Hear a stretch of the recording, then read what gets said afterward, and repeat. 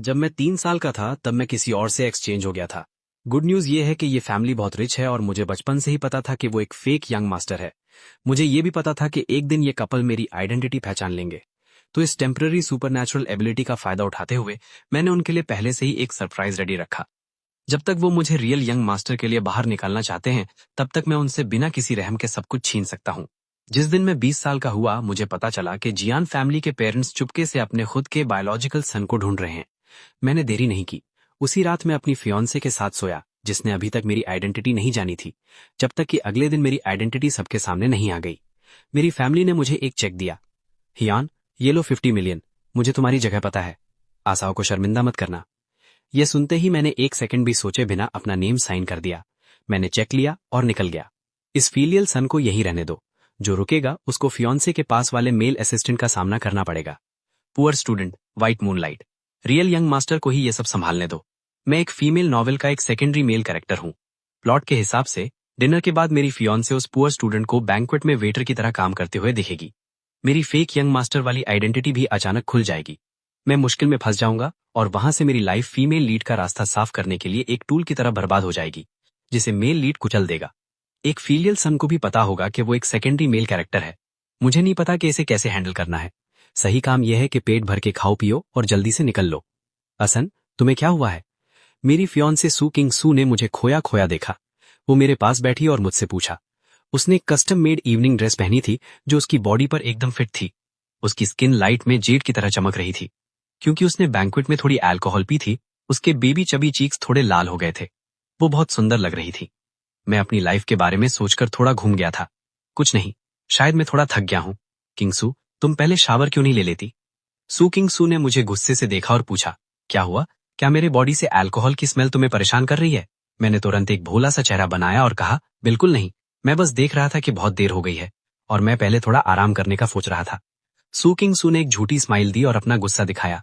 फिर वो खड़ी हुई और जेट की तरफ चली गई। मैंने देखा कि उसका सुंदर फिगर दरवाजे के पीछे गायब हो गया। मैं तुरंत उठा और उसका फोन उठा लिया जो उसने गलती से टेबल पर छोड़ दिया था। मैं जल्दी से रूम के बाहर बैल्कनी में गया। प्लॉट के हिसाब से बहुत जल्द लिन फैन, वही पुअर स्टूडेंट जो बैंक्वेट में मिला था, सू किंग सू को कॉल करेगा। और सू किंग सू पुअर स्टूडेंट के लिए, क्योंकि उसके पैर में मोच आ गई है, उसकी केयर करने के लिए भागी भागी जाएगी। जब मैं जल्दी ही जा रहा हूं तो मैं ये हैट पहनकर कैसे जा सकता हूं? रात की ठंडी हवा मेरे चेहरे पर लग रही थी। मैं बैल्कनी पर खड़ा ही हुआ था कि फोन की स्क्रीन जली और वैसा ही हुआ। ब्रदर लिन फैन का नंबर दिखा। मैंने एक गहरी सांस ली, कॉल उठाने के लिए स्वाइप किया और फोन कान पर लगाया। तुरंत ही एक दबी हुई और थोड़ी कमजोर मर्दाना आवाज आई। सिस्टर किंग सू, जब मैं शाम को वापस आया तो गलती से मेरे पैर में मोच आ गई। बहुत दर्द हो रहा है। मैं घर पर अकेला हूँ। क्या तुम आज रात मेरी केयर करने आ सकती हो? ये सुनकर मैं ठंडा होकर हंसा। तुम्हें क्या लगता है तुम कौन हो, मिस किंगसू को कॉल करने वाले? फोन के दूसरी तरफ उसने बिल्कुल एक्सपेक्ट नहीं किया था कि कोई लड़का कॉल करेगा और वो हैरान रह गया। कुछ सेकंड्स की शांति के बाद उसने रिएक्ट किया। उसकी आवाज तुरंत कड़वी हो गई। तुम कौन हो? मिस किंगसू को फोन दो। मैंने तुरंत ठंडी आवाज में कहा, मैं तुम्हारी किंगसू का फियांसे हूं, हियान। इतना बड़ा आदमी और पैर में मोच आ गई, और वो डॉक्टर के पास नहीं जाता, उल्टा आधी रात को मेरी फियांसे को हेल्प के लिए कॉल करता है। मुझे लगता है तुम्हारे पैर में मोच नहीं आई, बल्कि तुम्हारा दिमाग खराब हो गया है। मेरी आइडेंटिटी सुनकर लिन फैन की आवाज अब बेचाला बनने का नाटक नहीं कर रही थी, बल्कि उसमें एक अजीब सा घमंड आ गया था। तो तुम वही फियांसे हो जिसके बारे में सिस्टर किंगसू बात करती है। सिस्टर किंगसू ने मुझे अपने शब्दों में बताया था कि कौन सोचता है कि तुम एक बोरिंग वाले आदमी हो। वो थोड़ा रुका और ज्यादा घमंड से बोला, छोड़ो, मुझे तुम जैसे लोगों से कोई बात नहीं करनी। फोन सिस्टर किंगसू को दो। मैं देखना चाहता हूं कि वो मेरी केयर करने आती है या तुम्हें चुनती है। मैं हल्का सा हंसा और जवाब दिया, ओह, तुम इतने श्योर हो? अच्छा है, पर आज बहुत देर हो गई है। किंगसू और मेरी अभी नाइट लाइफ बाकी है। कुछ दिन वेट करो और फिर दोबारा कंपीट करना। जैसे ही मैंने ये कहा, फोन के दूसरी तरफ वो अचानक घबरा गया। Night life? क्या कहा तुमने? कौन सी नाइट लाइफ? मैं बस इन्फॉर्मेशन नहीं बेचूंगा। किंगसू मेरी फियांसे है। हम नेचुरल चीजें करेंगे अपने रिलेशनशिप को स्ट्रॉन्ग करने के लिए। वो किसी ने तुम्हें बताया नहीं कि तुम एक बदतमीज हो? अगर तुमने सिस्टर किंगसू को एक उंगली भी लगाई तो... इससे पहले कि वो अपना गुस्सा पूरा निकाल पाता, मैंने डायरेक्ट नंबर ब्लॉक कर दिया और फोन पलटी कर दिया। फिर मैं धीरे से रूम में वापस आया और फोन वहीं रख दिया। बाथरूम में पानी की आवाज आ रही थी। क्योंकि वो शावर ले रही थी, सू किंग सू ने हमारी बात बिल्कुल नहीं सुनी। मैं मुड़ा और दूसरे बाथरूम में चला गया। मैंने जल्दी से शावर लिया। जब मैं रूम में वापस आया, सू किंग सू ने रोब पहना हुआ था। वो बस बाथरूम से बाहर आई ही थी। उसने एक सिल्क रोब पहना था। रोब एक बेल्ट से ढीला बंधा हुआ था। उसके गीले बाल शोल्डर्स पर खुले हुए थे। उसके चीक स्टीम से लाल हो गए थे। मैंने मौके का फायदा उठाया और उसके पास गया। मैंने नेचुरल तरीके से उसकी वाइस पकड़ी और धीरे से कहा, किंगसू, मुझे याद है हमारी शादी अगले महीने है, राइट? मम्मी पापा हमेशा से एक छोटा बच्चा चाहते हैं। ये सुनते ही किंगसू का चेहरा एकदम लाल हो गया। अगर नॉर्मल होता तो वो मुझे शर्मा के दूर धकेल देती, पर आज रात की अल्कोहल ने उसकी डिफेंस कमजोर कर दी थी। उसने बस थोड़ा सा हिलने का नाटक किया और प्यारी आवाज में कहा, मैंने ये नहीं कहा कि शादी के दिन तक वेट करो। मैं थोड़ा इम्पेशेंट होने लगा। मैं कुछ नहीं कर सकता। आज की किंगसू बहुत सुंदर है। अगर मैं और रुका तो मैं भी एक मर्द हूं।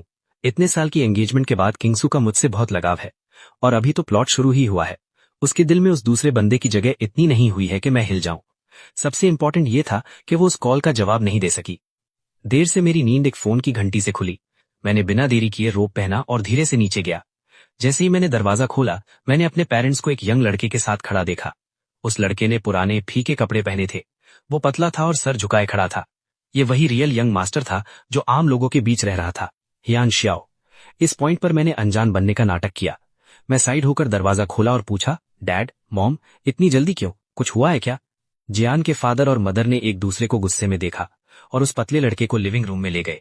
सबके बैठने के बाद जियान की मदर ने गंभीर होकर कहा, आज हम कुछ बहुत इंपॉर्टेंट बताने आए हैं। उन्होंने हियान श्याओ को आगे किया, जो उनके पीछे छुपने की कोशिश कर रहा था। फिर उन्होंने रोते हुए बताया, ये बच्चा हमारा अपना खून है, हियान श्याओ। हमने अभी वेरीफाई किया और कंफर्म किया है। बेचारा बच्चा, तुमने इतने साल बाहर बहुत दुख उठाए। फादर हियान ने मुझे तेज नजरों से देखा। तुरंत बाद उन्होंने ऐसे कहा जैसे कोई बहस नहीं हो सकती, हियान, अब जबकि सच सामने आ गया है, भले ही तुमने इतने साल हमारा साथ दिया और कंपनी अच्छे से संभाली, पर हियान फैमिली के वारिस की जगह असाओ की होनी चाहिए। यह सुनकर मेरे दिल में कोई दर्द नहीं हुआ। मेरे हिसाब से फादर हियान के बिहेवियर में कोई बुराई नहीं है। जो झूठा पैदा हुआ है वो हमेशा असली से नीचे ही रहेगा। ओरिजिनल प्लॉट में कंपनी की हालत ना बिगड़े, इसलिए मैंने खुद पावर छोड़ दी ताकि हियान श्याओ सब संभाल सके। पर हियान को लगता है कि मेरा ये बिहेवियर असलियत में कंपनी की पावर के लिए लालच है, तो उसने पावर मिलने के बाद मेरे खिलाफ काम करना शुरू कर दिया। एक तरफ मुझे कंपनी चलानी थी और दूसरी तरफ हियान श्याओ के पीछे से वार करने का ध्यान रखना था। सबसे गंदा तो ये था कि सू किंगसू, मेरी फियांसे, उस पुअर स्टूडेंट, अपने मेल असिस्टेंट और उस पुरानी क्रश के साथ अजीब रिलेशनशिप रखने लगी जो बाहर से आया था। पहले तो हियान श्याओ डरता था कि किंगसू और उसकी फैमिली मेरा साथ देगी, पर अब उसे समझ आ गया कि हमारी लड़ाई के बाद वो एक बार भी नहीं देखेगी। इन सब के बीच मैं कुछ बदल नहीं सकता था। मैं दुख के साथ रिटायर हो गया। पर अब इस बर्बाद कंपनी को जो ठीक करना चाहता है करे, मैं नहीं करूंगा। तो मैंने एक शब्द नहीं कहा। ट्रू यंग मास्टर जियान श्याओ का हाथ पकड़कर मैंने सच्चाई से कहा, मैंने इतने साल तुम्हारी जगह ली। I am very sorry. मैं अभी निकल रहा हूं। मुझे इतना श्योर देखकर जियान फू, मदर हियान और वो ट्रू यंग मास्टर हैरान रह गए। पर जल्दी ही पेरेंट्स ने रिएक्ट किया और उनके चेहरे पर सुकून की स्माइल आई। हियान, पता था तुम एक ओबीडियंट बच्चे हो। वो थोड़ा रुके और बोले, बस एक ही फिक्र है, सू फैमिली के साथ शादी, क्योंकि किंगसू के साथ तुम्हारे रिलेशन अच्छे रहे हैं। उनकी बात खत्म होने से पहले ही स्टेयर्स से गुस्से भरी आवाज आई। हियान ने देखा किंगसू भागी भागी नीचे आ रही है। उसने नाइट गाउन पहना था और ऊपर से एक मर्दाना शर्ट के बटन लगाए हुए थे। बाल बिखरे थे पर उसका गुस्सा साफ दिख रहा था। उसने फोन उठाया और मेरे सामने आ गई। हियानन, तुमने उसका फोन क्यों काटा और उसे ब्लॉक क्यों किया? क्या तुम्हें पता है ये बहुत बदतमीजी है? इस सवाल ने फादर हियान के मुंह से निकलने वाले आखिरी अच्छे शब्द को भी रोक दिया और मैं काउच पर लेटकर बस हाथ से इशारा किया और स्माइल किया। गॉश, ऐसी छोटी बात, इसके बारे में बाद में बात करेंगे। सू किंगसू तुरंत और भड़क गई। छोटी बात, तुम ये कह रहे हो? लेकिन इससे पहले कि वो अपनी बात पूरी कर पाता, जियान की मदर तुरंत आगे आई और उसकी बात काट दी। किंगसू, तुम परेशान मत हो। आज हम यहाँ आए हैं ये हियान सानन की वजह से है। वो हमारी बायोलॉजिकल डॉटर नहीं है। पहले हमें तुम्हारी और हियान सान की शादी की थोड़ी फिक्र थी, पर अब लगता है तुम दोनों के बीच प्यार उतना अच्छा नहीं है। अगर ऐसा है तो तुम्हारी और हियान सान की शादी कैंसिल की जाती है। अगर सुअन क्लैंस अब भी शादी चाहते हैं तो वो याओ सियाओ के बारे में सोच सकते हैं। ये कहते हुए मदर जियान की आवाज थोड़ी हल्की हो गई। शायद किंगसू को देखकर उनकी आखिरी टेंशन भी खत्म हो गई थी।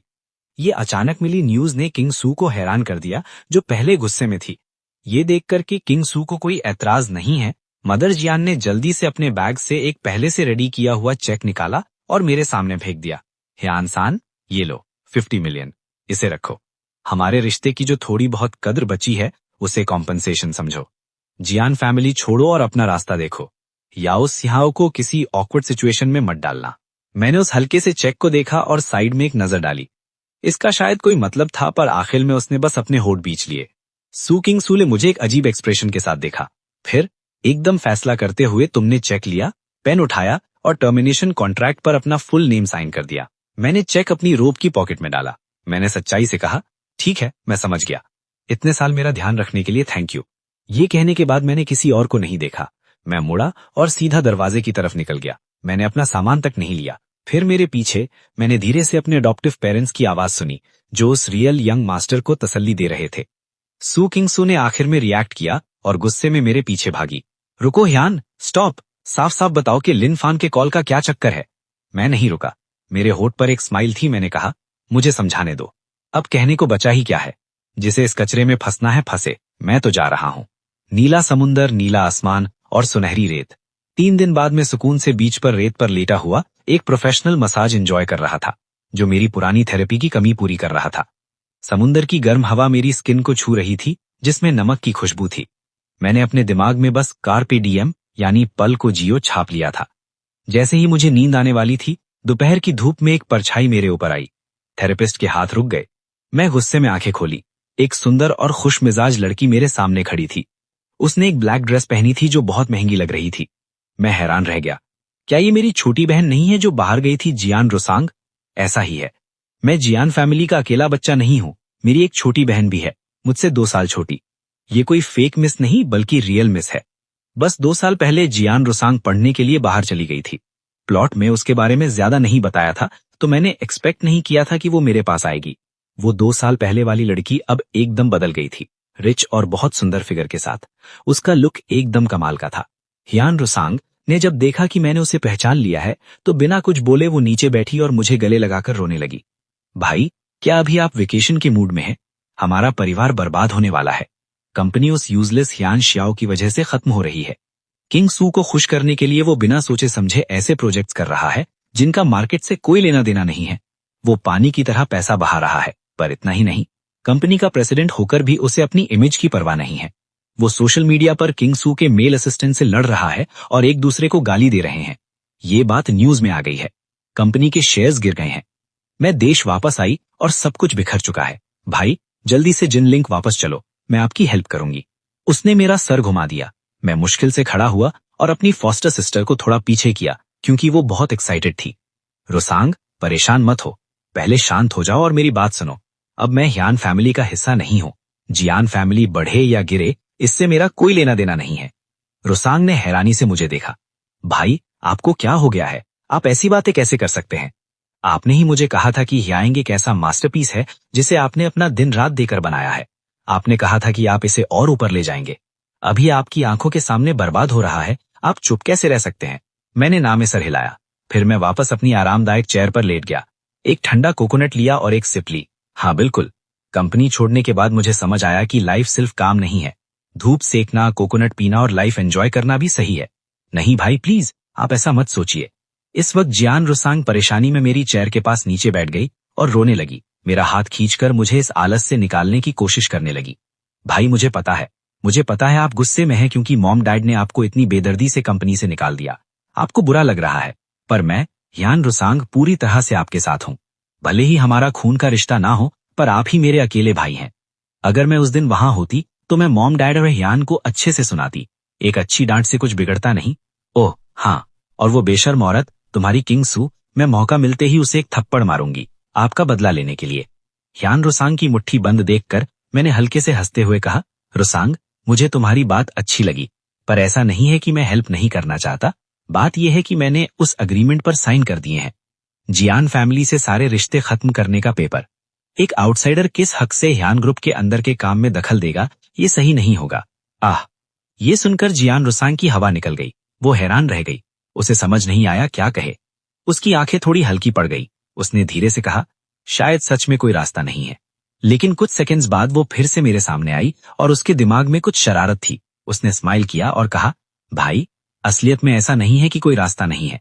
फिर वो बोली, देखो, क्योंकि लीगली और ब्लड से अब मैं आपके भाई नहीं है, तो अगर मैं आपसे शादी कर लूं तो क्या आप जियान फैमिली के सन इन लॉ बनकर कंपनी में वापस नहीं आ सकते? ये सुनते ही मेरा कोकोनट वाटर गले में फंस गया। मुझे ठीक होने में थोड़ा टाइम लगा। मैंने हैरानी से उसका चेहरा देखा। ह्यान रुसांग, तुम ठीक हो? तुम्हें पता है तुम क्या कह रही हो? पर ह्यान रुसांग ने थोड़ा शर्मा कर लेकिन हिम्मत से कहा, क्या हुआ? क्या मैं गलत हूँ? कंपनी में आपका काम सबने देखा है। वो शेयर होल्डर्स और बड़े ऑफिसर्स सब जानते हैं। पैसे को कोई ना नहीं कहेगा। अगर आप वापस आना चाहते हैं तो वो सब आपका सपोर्ट करेंगे। इसके अलावा भाई, अभी अपनी हालत देखो। आप बिना सोचे एक महंगा घर तक नहीं खरीद सकते। उसकी आवाज में एक अलग ही सीरियसनेस थी। ह्यान रुसांग, तुम्हें पता है मैं वो नहीं पूछ रहा। पर ह्यान रुसांग ने नाटक करना छोड़ दिया। उसकी आंखों में दुख था। भाई, मैं मजाक नहीं कर रही। बचपन से मॉम डैड ने कभी मेरी परवाह नहीं की। इस दुनिया में आप ही वो इंसान है जिसे मैं सबसे ज्यादा प्यार करती हूँ। तो मैं आपसे शादी क्यों नहीं कर सकती? मैंने बात खत्म करने की कोशिश की। मैं तुम्हारी बात समझ रहा हूँ रुसांग। मैं घर वापस नहीं आऊंगा, पर मैं तुम्हारी हेल्प किसी और तरीके से करूंगा। जियान रुसांग ये सुनकर हैरान रह गई।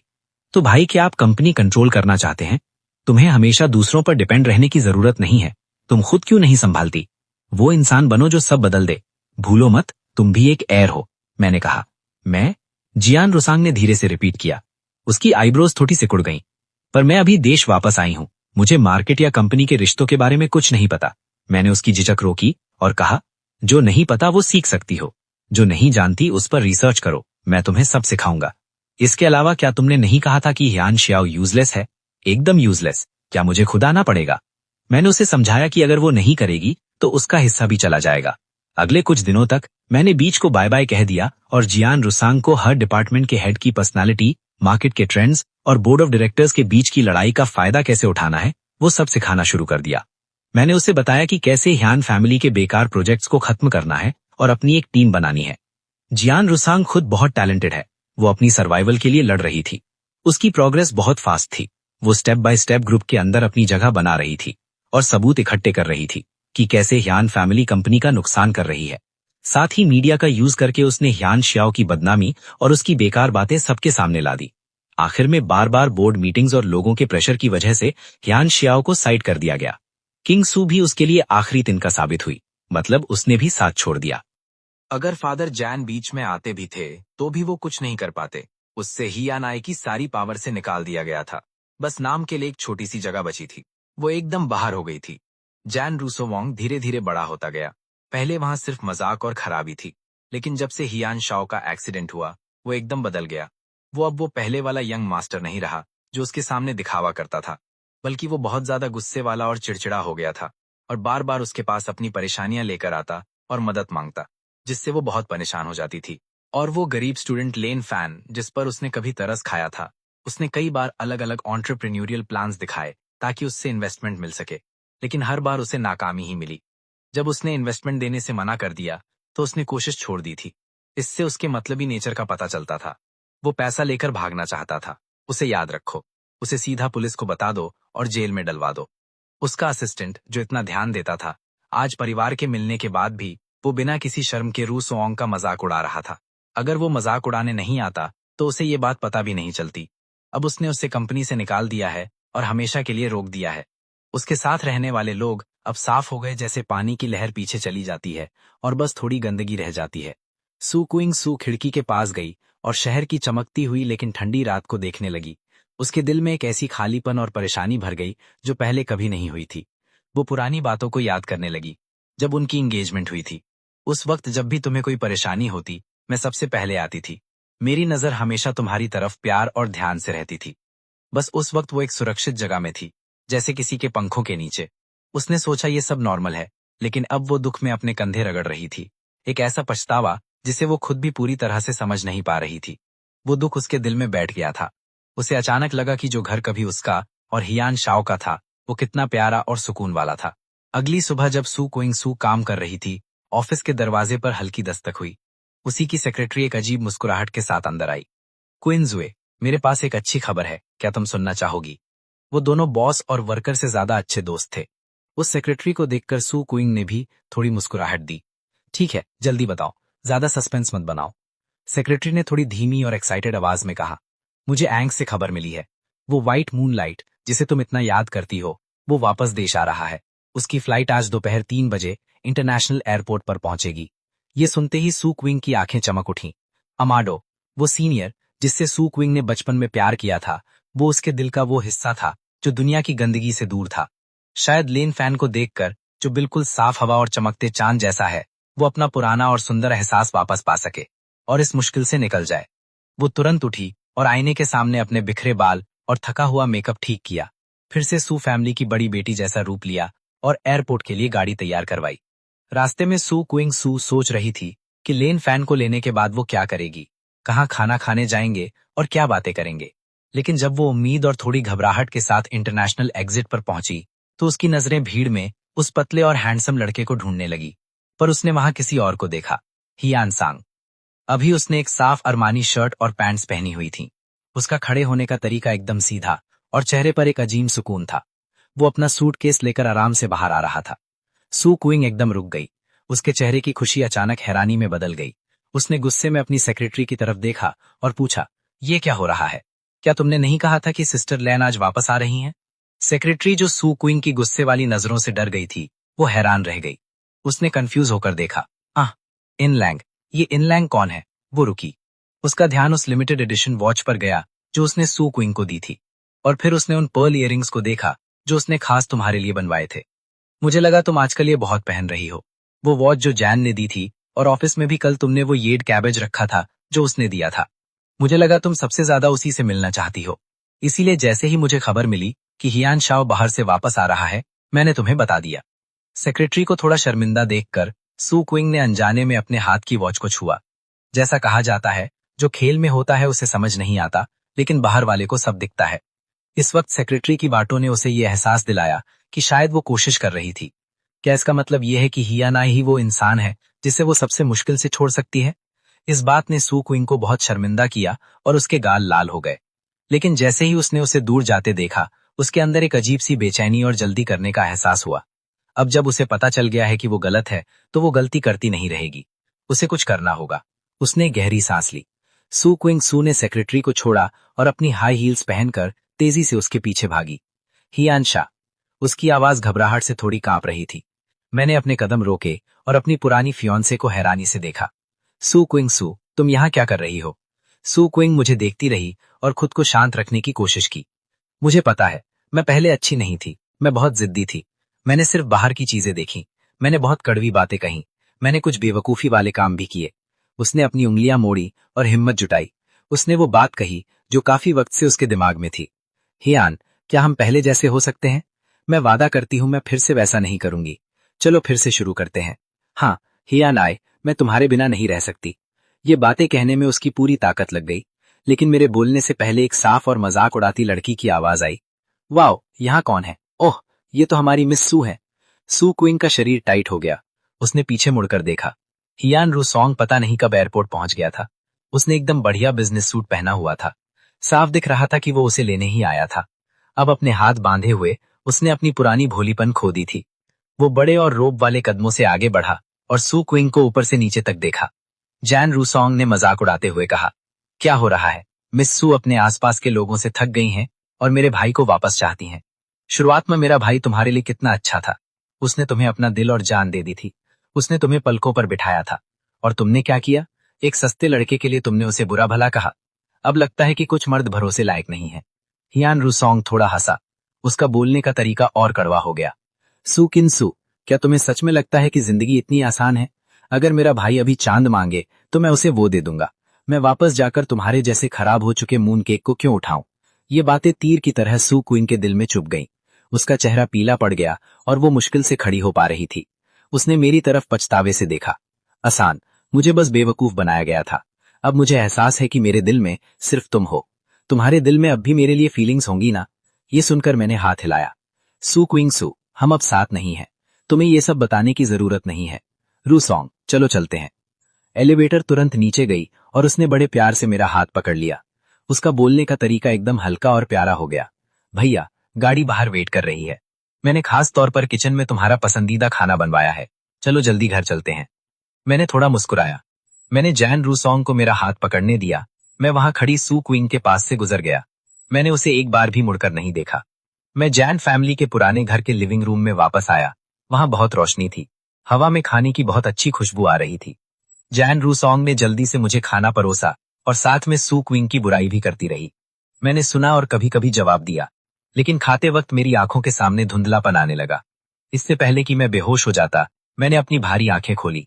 मेरी आखिरी नजर जैन रूसोंग के सुंदर चेहरे पर पड़ी, जो एक शरारती मुस्कुराहट के साथ पास आ रही थी। जब मुझे होश आया, मेरे पूरे शरीर में दर्द था। जब मैंने आंखें खोली तो देखा कि ट्रेन शायद पहाड़ों के बीच से गुजर रही है। मुझे इतना गुस्सा आया कि मैं जोर से चिल्लाया, हियान रूसोंग, तुम्हारी इतनी हिम्मत! मेरी आवाज से जैन रूसोंग डर कर उठ गई। उसने अपनी आंखें मिली। ये देखकर कि मेरा मूड खराब है, उसने चालाकी दिखाई। उसने तुरंत बिस्तर पर लेटकर नाटक शुरू कर दिया। भैया, मुझे माफ कर दो, बस इस बार के लिए। हाँ भैया। बचपन से ही मुझे जैन रूसोंग का लाड प्यार मना करना मुश्किल लगता था। इसके अलावा ये लड़की जैन रूसोंग मेरे सिखाने के बाद बहुत तेज हो गई है। वो कमजोर जगहों पर हमला करना जानती है। जैसा मैंने किया था बस वैसा ही। मेरे पास इसे मानने के अलावा कोई रास्ता नहीं था। आधा महीने बाद मेरी और जैन रूसोंग की शादी हुई। इस शादी से ज्यादातर शेयर होल्डर्स और पार्टनर्स को कोई हैरानी नहीं हुई। आखिरकार कोई अंधा भी देख सकता है कि इस फेक यंग मास्टर में कितनी काबिलियत है। वो उस बेकार रियल यंग मास्टर हियान शाओ से बहुत बेहतर है। दुनिया में पैसों से कौन लड़ेगा? मेरे हिसाब से ये सबसे फायदेमंद बिजनेस है। मैं जैन रूसोंग से शादी करने वाला था। उन दोनों को और हियान शाओ को रात भर के लिए हॉस्पिटल भेज दिया गया, ताकि वो शादी में कोई तमाशा न करें। शादी में सबने बहुत दुआएं और बधाइयां दी। सबकी खुशी और तालियों के बीच जैन रूसोंग और मैंने रिंग्स बदली और वादे किए। सू क्विंग सू ने एक सुंदर इवनिंग ड्रेस पहनी हुई थी, लेकिन वो बहुत उदास दिख रही थी। वो वहां से बहुत दुखी होकर तुरंत चली गई। मेरे और हियान ग्रुप की मेहनत से 7 लाइट ईयर्स झटपट बीत गए। हियान ग्रुप ने अपना टेरिटरी बढ़ाना जारी रखा और अब वो इंडस्ट्री की एक लीडिंग और पक्की कंपनी बन गई है, जहां करियर स्टेबल है और फैमिली में सब खुश हैं। हमने फाइनली अपने काम से थोड़ा वक्त निकाला और एक चाइल्ड करने का डिसाइड किया। जब जियान रुसुएंग प्रेग्नेंट हुई तो उन्हें प्रीनेटल केयर पर फोकस करने देने के लिए कंपनी का सारा काम थोड़ी देर के लिए अकेला मैं संभाल रहा था। आज सुबह मैं एक बड़ी डेस्क के पीछे बैठा था और सेक्रेटरी हमेशा की तरह मेरे लिए दिन का आइटिनरी लेकर आई। मैंने उस पर एक नजर डाली और मेरी आंखें एक लाइन पर रुक गई। पता चला कि थोड़ी देर बाद मेरी एक कोलैबोरेशन मीटिंग है और सामने वाली पार्टी से जो पर्सन आने वाला था, वहां 3 बड़े अक्षरों में सू किंग स्वे लिखा था। मीटिंग का टाइम हो गया। कॉन्फ्रेंस रूम का दरवाजा खुला। सू किंग स्वे लोगों के ग्रुप के साथ अंदर आई। 7 साल बाद उसने अपनी बचपन वाली नाइविटी खो दी थी। वो बदली नहीं थी, पर अब वो ज्यादा पॉइज और एफिशिएंसी दिखा रही थी। हालांकि उसकी आंखों के पीछे अभी भी थोड़ी उदासी छुपी थी। जब उसने मुझे टेबल के हेड पर बैठे देखा तो उसकी आंखों में खुशी की चमक आई, पर उसने तुरंत अपने इमोशंस दबा लिए और वर्क मोड में आ गई। उसने बड़े प्रोफेशनल तरीके से अपने सोलो का कोऑपरेशन प्रपोजल दिखाया, पर बीच बीच में वो चोरी छुपे मुझे देख रही थी। इस अजीब सी एटमॉस्फेयर में मीटिंग खत्म हुई। मैं खड़ा हुआ और तमीज से सू किंग स्वे के ग्रुप को विदा किया। जब हम कंपनी के एंट्रेंस पर पहुंचे तो मैंने वहां एक जाना पहचाना चेहरा देखा। जियान रुसुएंग एक थर्मल लंच बॉक्स पकड़े वहां एक प्यारी स्माइल के साथ वेट कर रही थी। जियान रुसुएंग का थोड़ा निकला हुआ पेट देखकर सू किंग स्वे का चेहरा सफेद पड़ गया और वो दुखी होकर चली गई। मैं जल्दी से आगे बढ़ा और जियान रुसुएंग के हाथ से लंच बॉक्स ले लिया। तुम्हें घर पर आराम करना चाहिए, तुम कंपनी क्यों आई? जियान रुसुएंग बड़े प्यार से मेरे हाथ को पकड़कर बोली, सिर्फ 2 महीने हुए हैं, मुझे चलने फिरने में कोई दिक्कत नहीं है और मैं तुम्हारे लिए थोड़ा सूप लाना चाहती थी। ऐसे बोलते हुए उसकी नजर सू किंग स्वे की जाने की तरफ गई और उसने पूछा, क्या वो सू किंग स्वे थी? मैंने सर हिलाया। क्या वो? हाँ, बस बिजनेस डील्स के लिए थी। टेंशन मत लो, मेरा और उसका अब कोई लेना देना नहीं है। जियान रुसुएंग ने नॉर्मल भाव से कहा, फिक्र मत करो, मैं जेलस नहीं हूँ। जब हम बच्चे थे मैं हमेशा उसके पीछे भागती थी और उसे सिस्टर इन लॉ बोलती थी। मेरे लिए तो हम पहले से ही एक फैमिली है। बस बाद में सू किंग स्वे ने वो बकवास की। मैं गुस्सा थी, पर अब उसे ऐसे डेज्ड देखकर सच बोलूं तो अब मुझे उतना गुस्सा नहीं आता। अगर तुम्हारे पास टाइम हो तो तुम्हें उसे चीयर अप करना चाहिए। जियान रुसुएंग को देखकर मुझे बहुत कुछ फील हुआ।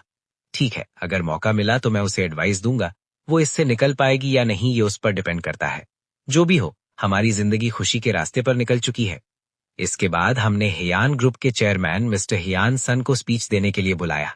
जोर जोर से बजती तालियों के बीच मैंने अपनी टाई सीधी की और स्टेज की तरफ बढ़ा। मेरे पीछे बड़ी स्क्रीन पर हियान शेयर्स का ग्राफ चल रहा था। पहले ही दिन ट्रेडिंग में 50% से ज्यादा की बढ़त हुई और मार्केट कैपिटलाइजेशन 100 बिलियन के पार चली गई। स्टेज पर खड़े होते ही स्पॉटलाइट मेरे चेहरे पर पड़ी। मैं नीचे बैठे लोगों के चेहरे तो नहीं देख पा रहा था, पर उनकी एक्साइटमेंट फील कर सकता था। सभी शेयर होल्डर्स का शुक्रिया, सारे पार्टनर्स का शुक्रिया और हर एक एम्प्लॉय की मेहनत का शुक्रिया। मेरी आवाज स्पीकर्स के जरिए पूरे हॉल में गूंज रही थी। मैंने कोने से देखा जियान रुस्वैंग पहली रो में बैठी थी और उसकी गोद में न्यूबॉर्न ट्विन बच्चे थे। उसकी आंखें प्राउड फील कर रही थी।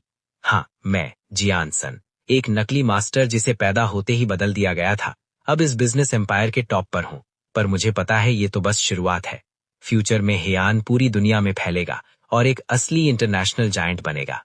तालियां फिर से गूंजी, पहले से भी तेज।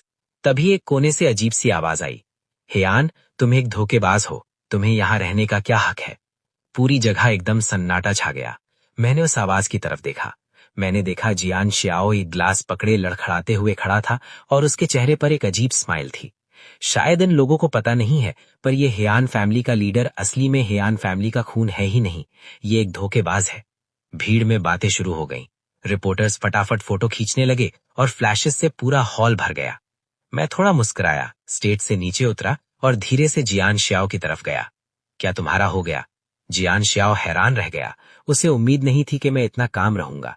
तुम्हें लगता है लोग मेरी बात पर यकीन नहीं करेंगे? सच्चाई? मैंने धीरे से हंसा। जियान श्याओ, तुम्हें लगता है लोगों को पता नहीं है? तुम्हें लगता है शेयर होल्डर्स ने मुझे सिर्फ मेरे नाम की वजह से चुना है? मैं सबकी तरफ घुमा और अपनी आवाज तेज की। ये सच है, मैं हियान फैमिली का बायोलॉजिकल बेटा नहीं हूं, पर हियान ग्रुप आज जहां है वो मेरी मेहनत से है, हियान सन की मेहनत से। मेरी एबिलिटी और मेरा काम ही मेरी क्वालिफिकेशन है। Well said. जियान रुस्वैंग बच्चे को गोद में लिए खड़ी हुई और मेरी तरफ आई। मैं जियान फैमिली की बायोलॉजिकल बेटी हूं और ये मेरे पति हैं। क्या किसी को कोई दिक्कत है? वहां एकदम सन्नाटा छा गया। जियान श्याओ का चेहरा पीला पड़ गया और वो कुर्सी पर गिर पड़ा। मैंने माइक्रोफोन लिया ताकि सेलिब्रेशन जारी रखें, पर सिक्योरिटी गार्ड्स आकर जियान श्याओ को वहां से बाहर निकाल दिया। पार्टी चलती रही, पर मैं जानता था कि ये तूफान से पहले की शांति है। सेलिब्रेशन रात के 2 बजे खत्म हुई। मैं घर लौटा। सू किंग स्वे, यहाँ शायद जियान रुस्वैंग होना चाहिए कॉन्टेक्स्ट के हिसाब से, ने बच्चे को सुला दिया था और लिविंग रूम में मेरा इंतजार कर रही थी। तुम थक गए होगे, उसने सॉफ्ट टोन में मेरी जैकेट ली। ज्यादा नहीं। मैंने अपनी टाई ढीली की और सोफे पर गिर पड़ा। बस ऐसा लग रहा है जैसे सब कुछ बहुत आसान था। सब कुछ सही होना हमेशा अच्छा नहीं होता। जो चीजें बहुत स्मूथ चलती हैं उनमें अक्सर कोई प्रॉब्लम होती है। मैंने अपनी आंखें मली। मैं उस रात की हर एक डिटेल सोच रहा था। हालांकि जियान श्याओ ने हंगामा किया, पर उसका लुक सही नहीं था। वो डर नहीं था, बल्कि एक अजीब सी कॉन्फिडेंस थी। क्या तुम्हें शक है कि उसके पीछे कोई है? ये शक नहीं है, यकीन है। मैंने आंखें बंद कर ली। जियान श्याओ में इतनी हिम्मत नहीं है कि वो सेलिब्रेशन पार्टी में आकर हंगामा करे। पक्का उसके पीछे कोई है। जियान रुस्वैंग थोड़ी देर चुप रहकर बोली, भाई, आज मुझे एक न्यूज मिली है। क्या न्यूज?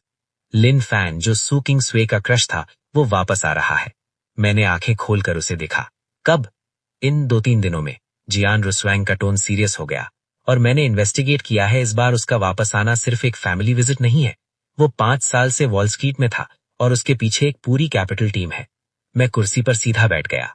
वो क्या चाहता है? अभी साफ नहीं है, पर वो सबसे पहले जियान श्याओ से मिला। 3 दिन बाद मेरी मुलाकात लिन फैन से हुई। वो कोई इत्तेफाक नहीं था, वो खुद मेरे पास आया था। उस दोपहर में ऑफिस में डॉक्यूमेंट्स देख रहा था। सेक्रेटरी ने दरवाजा खटखटाया। प्रेसिडेंट हियान, एक आदमी आपसे मिलना चाहता है। वो कहता है वो मिस सू किंग स्वे का दोस्त है। मैंने सर उठाया। उसके साथ एक आदमी था, करीब 27 या 28 साल का। उसने एक अच्छी डार्क ग्रे सूट पहनी थी। उसके फीचर्स बड़े एलिगेंट थे और उसकी ऑरा बहुत काम थी। वहां खड़े होकर वो एकदम व्हाइट मूनलाइट जैसा लग रहा था।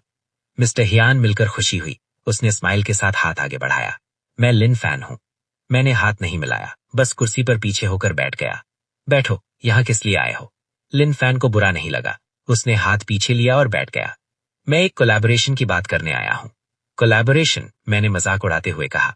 मुझे याद है तुम सू किंग स्वे के सीनियर थे। क्या तुम इन्वेस्टमेंट्स में नहीं थे? सही कहा। इस बार मैं ब्लैकस्टोन कैपिटल को रिप्रेजेंट करते हुए वापस आया हूं। वो रुका और मेरी तरफ देखा। हमें एक एक्विजिशन करनी है जो 30% शेयर्स की होगी। कमरे की हवा एकदम ठंडी हो गई। मैं उसे देखता रहा, कुछ नहीं बोला।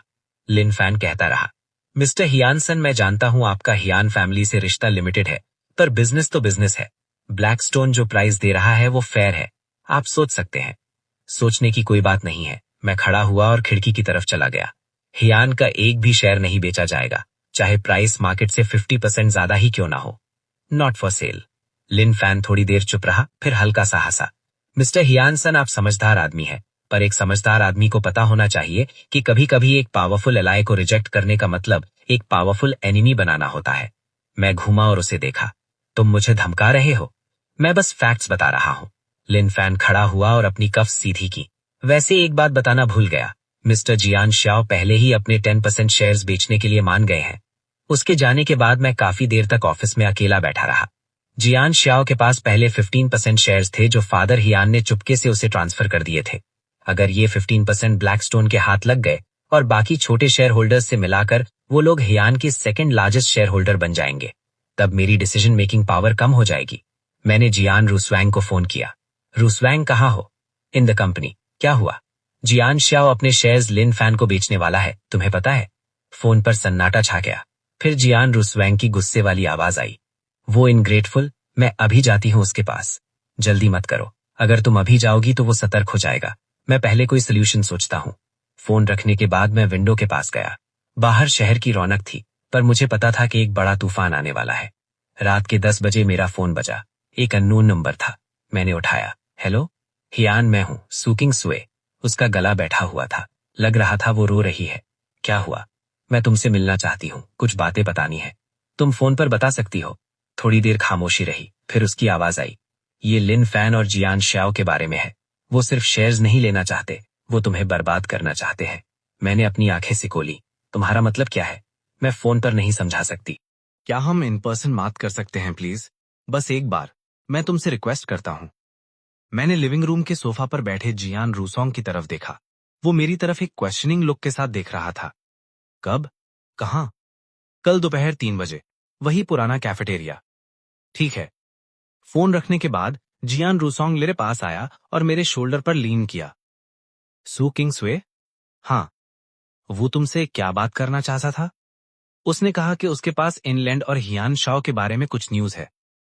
मैं थोड़ा रुका, पर मुझे हमेशा लगता है कि ये इतना सिंपल नहीं है। अगली दोपहर में एकदम टाइम पर उस कैफेटेरिया में पहुंच गया। ये एक छोटी सी स्टोर थी जो एक गली में छुपी हुई थी। मैं और सू किंग्सवे पहले यहां अक्सर आया करते थे। जैसे ही मैंने डोर ओपन किया, मुझे फील हुआ कि कुछ गलत है। वहां बहुत ज्यादा शांति थी। ये क्लियरली ओपनिंग आवर्स थे, पर स्टोर में एक भी कस्टमर नहीं था। सू किंग्सवे एक कॉर्नर में बैठा था। जब उसने मुझे एंटर करते देखा तो उसकी आंखों में एक कॉम्प्लेक्स इमोशन नजर आया। तुम आ गए? हाँ। मैं उसके सामने बैठ गया। बोलो, क्या बात है? सू किंग्सवे ने अपना सर नीचे कर लिया। उसके फिंगर्स आपस में फंसे हुए थे। वो किसी चीज से स्ट्रगल कर रहा था। हियान, आई एम सॉरी। तुम किस लिए सॉरी बोल रहे हो? वो लोग मुझसे जबरदस्ती करवा रहे हैं। उसने अपना सर उठाया, उसकी आंखें लाल थीं। इनलैंड ने कहा अगर मैंने तुम्हें ट्रिक करके यहां नहीं बुलाया तो वो मेरी फैमिली को बर्बाद कर देगा। मेरे फादर की कंपनी में आजकल बहुत प्रॉब्लम्स हैं, बस वही हेल्प कर सकता है। मैं उठ खड़ा हुआ। तो ये एक ट्रैप है।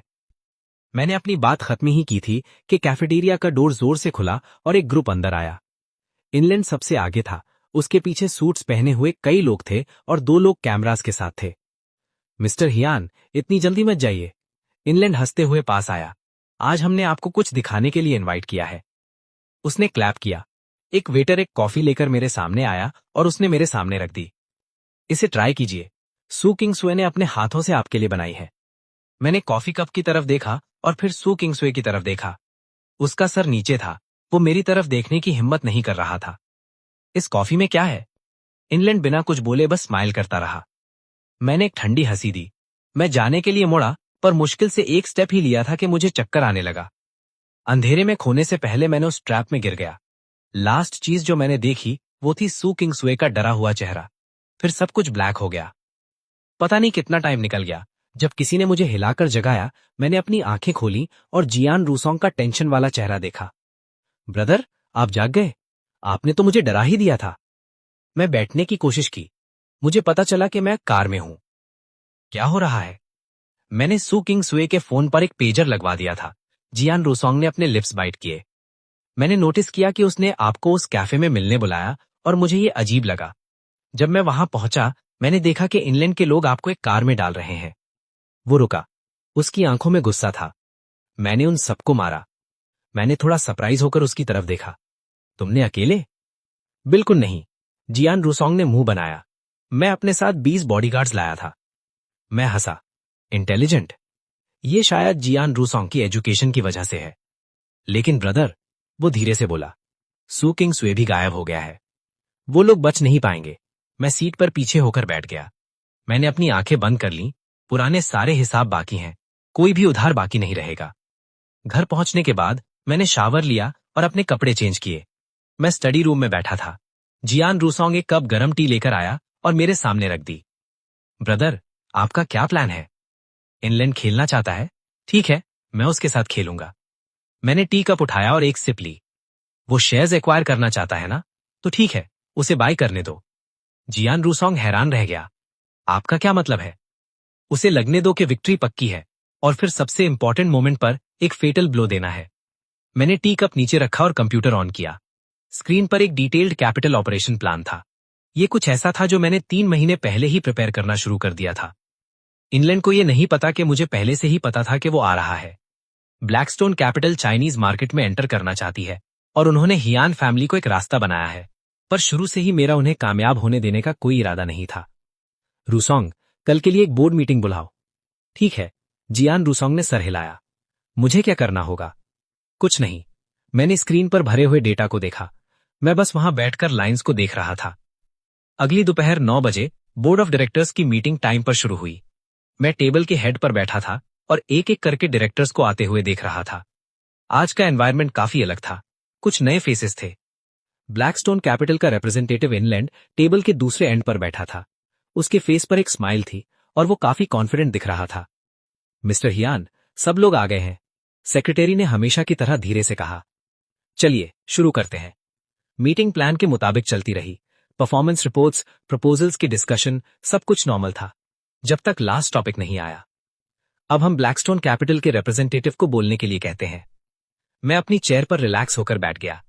इनलैंड खड़ा हुआ और प्रोजेक्शन स्क्रीन की तरफ गया। Dear board members, Blackstone capital के पास अभी हियान के 22% शेयर्स हैं। ये सेकंड लार्जेस्ट शेयर होल्डर है। वो रुका। उसकी नजर मुझ पर पड़ी। कंपनी के रूल्स के हिसाब से सेकंड लार्जेस्ट शेयर होल्डर के पास वाइस प्रेसिडेंट अपॉइंट करने का राइट है। इसलिए मैं नॉमिनेट करता हूं अपने आप को हियान ग्रुप का वाइस प्रेसिडेंट बनने के लिए। सब लोग आपस में बातें करने लगे। डायरेक्टर्स एक दूसरे से बहस करने लगे। मैं उठ खड़ा हुआ और इनलैंड के पास गया। 22% शेयर्स के साथ तुम वाइस प्रेसिडेंट बनना चाहते हो? ये कंपनी के रूल्स में साफ लिखा है। इनलैंड बिल्कुल नहीं डरा। क्या मिस्टर हियान खुलेआम रूल्स तोड़ने वाले हैं? बिल्कुल नहीं, मैं कुछ नहीं तोड़ रहा हूं। रूसोंग, मैं मुस्कुराया और अपनी पॉकेट से एक डॉक्यूमेंट निकाला। लेकिन एक ऐसी चीज है जो शायद तुम्हें नहीं पता। क्या चीज? वो 10% शेयर्स जो हियान शाओ ने तुम्हें बेचे हैं, वो इनवैलिड हैं। इनलैंड का चेहरा उतर गया। आपका क्या मतलब है? वो शेयर्स जो हियान शाओ के पास थे, वो उसके फादर की तरफ से गिफ्ट थे, पर डोनेशन अग्रीमेंट में ये लिखा था कि ये शेयर्स किसी थर्ड पार्टी को ट्रांसफर नहीं किए जा सकते। मैंने डॉक्यूमेंट टेबल पर रख दिया। वरना हियान फैमिली के पास राइट है कि वो बिना किसी पैसे के उन्हें वापस ले सकती है। इनलैंड ने डॉक्यूमेंट लिया और जल्दी से देखा। उसका चेहरा काला पड़ता चला गया। ये इम्पॉसिबल है। हियान शाओ ने तो साफ कहा था। क्या तुम हियान शाओ की बातों पर भरोसा करते हो? मैं मुड़ा और अपनी सीट पर वापस आ गया। मिस्टर इनलैंड, मैं आपको एक एडवाइस देता हूं। आप इस गहरे पानी में तैर नहीं पाएंगे। बोर्ड मीटिंग गुस्से में खत्म हुई। इनलैंड के जाने के बाद जियान रूसोंग मेरे पास आया। ब्रदर, आप सच में अमेजिंग हैं। उसका फेस देखा? ऐसा लग रहा था जैसे उसने कोई मक्खी खा ली हो। अभी ये खत्म नहीं हुआ। मैंने अपना सर हिलाया। इनलैंड इतनी जल्दी हार नहीं मानेगा। वैसा ही हुआ। उसी दोपहर मुझे न्यूज मिली। इनलैंड को एक नया दोस्त मिल गया था और ये कोई ऐसा था जिसके बारे में मैंने कभी नहीं सोचा था। शाम को जियान रूसोंग के पास एक कॉल आया। उसका चेहरा तुरंत सफेद पड़ गया। ब्रदर, कुछ हो गया है। क्या हुआ? मां? नहीं, जियान की मां। उन्होंने अपने बचे हुए सारे शेयर्स बेच दिए, सब के सब, इनलैंड को। मैं सुन रह गया। हियान की मां के पास अभी भी 8% शेयर्स थे, जो इनलैंड के 22% में मिलकर टोटल 30% बन गए, और मेरे पास सिर्फ 35% है। इसका मतलब है कि इनलैंड के पास अब बोर्ड में मेरी ऑपोजिशन करने की पावर है। एक आउटसाइडर को जियान फैमिली कंट्रोल नहीं करने दिया जा सकता। वो शेयर्स इनलैंड को बेच देगी, पर तुम्हें फायदा नहीं होने देगी। मैं काफी देर तक साइलेंट रहा, फिर मैं मुस्कुराया। अगली सुबह मैं हॉस्पिटल गया। फादर हियान अपने लास्ट स्ट्रोक के बाद से एक वीआईपी रूम में थे। उनकी हेल्थ दिन ब दिन खराब होती जा रही थी। जैसे ही मैंने डोर ओपन किया, मैंने मदर हियान को देखा। वो हॉस्पिटल बेड के पास बैठी थी और फादर हियान के लिए एक एप्पल छील रही थी। जब उसने मुझे एंटर करते देखा तो उसके हाथ कांपने लगे। फ्रूट नाइफ ऑलमोस्ट गिरने ही वाला था। तुम यहाँ क्या कर रहे हो? मैं बस देखने आया था, मैंने कामली कहा। मैंने फ्रूट बास्केट टेबल पर रख दी। तुम्हारा यहाँ कोई स्वागत नहीं है। मदर हियान खड़ी हो गई और मेरा रास्ता रोक लिया। तुम अब जियान फैमिली का हिस्सा नहीं हो, यहाँ दिखावा बंद करो। मैंने उनकी तरफ देखा। ये वही औरत थी जो कभी मुझसे बिना किसी शर्त के प्यार करती थी, पर अब वो मेरी तरफ सिर्फ नफरत और दुश्मनी से देख रही है। ये आपका अपना फैसला है या कोई आपको भड़का रहा है? ये मेरा फैसला है, मदर हियान ने कहा। हियान फैमिली की प्रॉपर्टी किसी स्ट्रेंजर को क्यों दे? शाओ मेरा असली बेटा है, इसलिए मैंने शेयर्स इनलैंड को बेच दिए। मिस्टर इनलैंड ने कहा है कि वो शाओ की हेल्प करेंगे कंपनी वापस लेने में। मदर हियान की बातों में एक जीतने वाली टोन थी। तब तक जियान फैमिली ही रहेगी। तुम जैसे आउटसाइडर को बीच में आने की जरूरत नहीं है। मैंने एक ठंडी सांस ली। मॉम, मैं तुम्हें मॉम बुलाता हूं क्योंकि तुमने मुझे 20 साल तक रेज किया, लेकिन इस बार तुमने सच में गलती कर दी। गलती? मैंने कहा गलत किया। मदर जियान की आवाज तेज हो गई। तुम्हारे फादर कंपनी से चिपके हुए हैं, गलती तुम्हारी है। बस करो। हॉस्पिटल के बेड पर फादर जियान अचानक बोले। उनकी आवाज भारी और वीक थी, लेकिन टोन बिल्कुल क्लियर था। चुप रहो। मदर जियान ने अपना सिर घुमाकर उनकी तरफ देखा। क्या तुम अभी भी स्ट्रेंजर को प्रोटेक्ट करोगे? फादर जियान ने उसे इग्नोर किया, बल्कि वो मुझे देखने लगे। उनकी नजर बहुत कॉम्प्लेक्स थी। उसमें गिल्ट था, हेल्पलेसनेस थी और एक रिक्वेस्ट भी थी। हियानन, तुम जो सही समझते हो वो करो। इस फेक को मैं कंट्रोल नहीं कर सकता। इतना कहकर उन्होंने अपनी आंखें बंद कर ली, जैसे उनकी सारी ताकत खत्म हो गई हो। मैं हॉस्पिटल बेड पर पड़े अपने एल्डरली फादर को मिक्स्ड फीलिंग्स के साथ देखता रहा। डैड, आप आराम करो। जैसे ही मैं वहां से मुड़कर जाने लगा, मैंने पीछे मदर जियान को रोते हुए सुना, लेकिन मैंने पीछे मुड़कर नहीं देखा। कंपनी वापस आकर जियान रूसो पहले से ही ऑफिस में मेरा वेट कर रहा था। उसकी आंखें लाल थीं, वो क्लियरली रो चुका था। ब्रदर, मेरी मदर, वो ऐसा कैसे कर सकती हैं? मत रो, मैंने उसे एक टिश्यू दिया। रोने से प्रॉब्लम सॉल्व नहीं होती। लेकिन वो हद कर रही है। जियान रूसोन ने रुमाल लिया और आंसू पोंछे। क्लियरली ये तुम ही थे जिसने अपने हाथों से कंपनी बनाई। फिर वो क्यों कहते हैं तुम एक स्ट्रेंजर हो? कुछ लोग लिनिएज जैसी चीजों को बहुत इंपॉर्टेंस देते हैं। मैं उसके सामने बैठ गया। हम दूसरों की सोच नहीं बदल सकते, हम सिर्फ खुद को बदल सकते हैं। जियान रूसोन ने सिर उठाकर मुझे देखा। ब्रदर, क्या तुम्हें गुस्सा नहीं आता? गुस्सा करने का क्या फायदा? मैं हल्का सा मुस्कुराया। गुस्सा सिर्फ तुम्हारे ओपोनेंट को खुश करेगा। तो अब हम क्या करें? वेट करो। वेट? हाँ, इनलाइन के मूव करने का वेट करो। मैं चेयर पर पीछे झुक गया। अभी उसके पास 30% शेयर्स हैं। वो डेफिनेटली बोर्ड ऑफ डायरेक्टर्स से ज्यादा डिसीजन मेकिंग पावर मांगेगा। तब तक हमें पता चल जाएगा कि वो क्या करना चाहता है। जियान गुस्सोन ने सिर हिलाया। अचानक वो खड़ा हो गया। ब्रदर, मुझे तुमसे कुछ कहना है। क्या बात? मैं प्रेग्नेंट हूं। मैं शॉक हो गया। ये कब हुआ? उन्होंने कल चेकअप में बताया। जियान रूसोन के चेहरे पर हल्का सा ब्लश आ गया। मैं पहले तुम्हें बाद में बताना चाहता था, लेकिन अब मैं कहना चाहता हूं। मैं खड़ा हुआ, उसके पास गया और उसे जेंटली हग किया। Thank you. मुझे क्यों थैंक यू बोल रहे हो? इस वक्त मुझे बताने के लिए थैंक यू। मैंने उसे छोड़कर उसकी आंखों में देखा। ये सबसे बेस्ट न्यूज है। जियान रूसोन मुस्कुराया। आंसू फिर आ गए, लेकिन इस बार ये खुशी के आंसू थे। 3 दिन बाद इनलैंग ने ऑफिशियली बोर्ड ऑफ डायरेक्टर्स को प्रपोजल दिया। वो कंपनी मैनेजमेंट को रीऑर्गेनाइज करना चाहता था और एक सीईओ सिस्टम एस्टैब्लिश करना चाहता था। नाम के लिए ये 2 हेडेड लीडरशिप था, लेकिन असल में वो मेरे राइट्स लेना चाहता था। बोर्ड ऑफ डायरेक्टर्स इस बात पर डिवाइडेड था। कुछ सपोर्ट कर रहे थे, कुछ अपोज। ज्यादा लोग बस देख रहे थे। मिस्टर जियान सैन, आप क्या सोचते हैं? इनलैंग ने मीटिंग में एक फेक स्माइल के साथ मुझसे पूछा। मैं धीरे से बोला, मैंने प्रपोजल रिव्यू किया है। क्या तुम्हें लगता है जियान को एक इनएक्सपीरियंस्ड आदमी की जरूरत है? इनएक्सपीरियंस्ड? इनलैंग की स्माइल 1 सेकंड के लिए फ्रीज हो गई। मैंने वॉल स्ट्रीट में 5 साल काम किया है। जितने प्रोजेक्ट्स मैंने हैंडल किए, उनकी टोटल वैल्यू $100 बिलियन से ज्यादा है। तुम कहते हो मुझे बिजनेस समझ नहीं आता? वॉल स्ट्रीट स्ट्रैटेजीज चाइना में काम नहीं करती। Monk archive? चाइना में बिजनेस करना है तो चाइनीज रूल्स फॉलो करने पड़ते हैं। कौन से रूल्स? जिसके पास एबिलिटी होती है वही रूल करता है। इनलैंग ने मुझे घूर कर देखा। उसकी नजर धीरे धीरे डेंजरस हो गई। मिस्टर जियान सैन कह रहे हैं कि वो मुझे चैलेंज करेंगे? तुम्हें मुझे चैलेंज करना सूट नहीं करता। मैं खड़ा हुआ और उसे ऊपर से देखा। मैं सिर्फ ये कह रहा हूं कि इस कंपनी में बॉस मैं हूं। सब चुप हो गए। इनलैंग का चेहरा गुस्से से भर गया। आखिर में वो ठंडी हंसी हंसा। ठीक है, बहुत अच्छा, फिर देखते हैं। वो खड़ा हुआ और पिएड्रा नेग्रा के लोगों को लेकर सुपीरियरिटी के साथ निकल गया। रूम में सिर्फ मैं और कुछ पुराने शेयर होल्डर्स रह गए। प्रेसिडेंट जियान, आपने पिएड्रा नेग्रा को ऑफेंड कर दिया है, क्या ये सही है? एक पुराने शेयर होल्डर ने कॉशियस तरीके से पूछा। हाँ, मैंने उसे बीच में ही रोक दिया। तो क्या हुआ अगर हमने उन्हें ऑफेंड किया?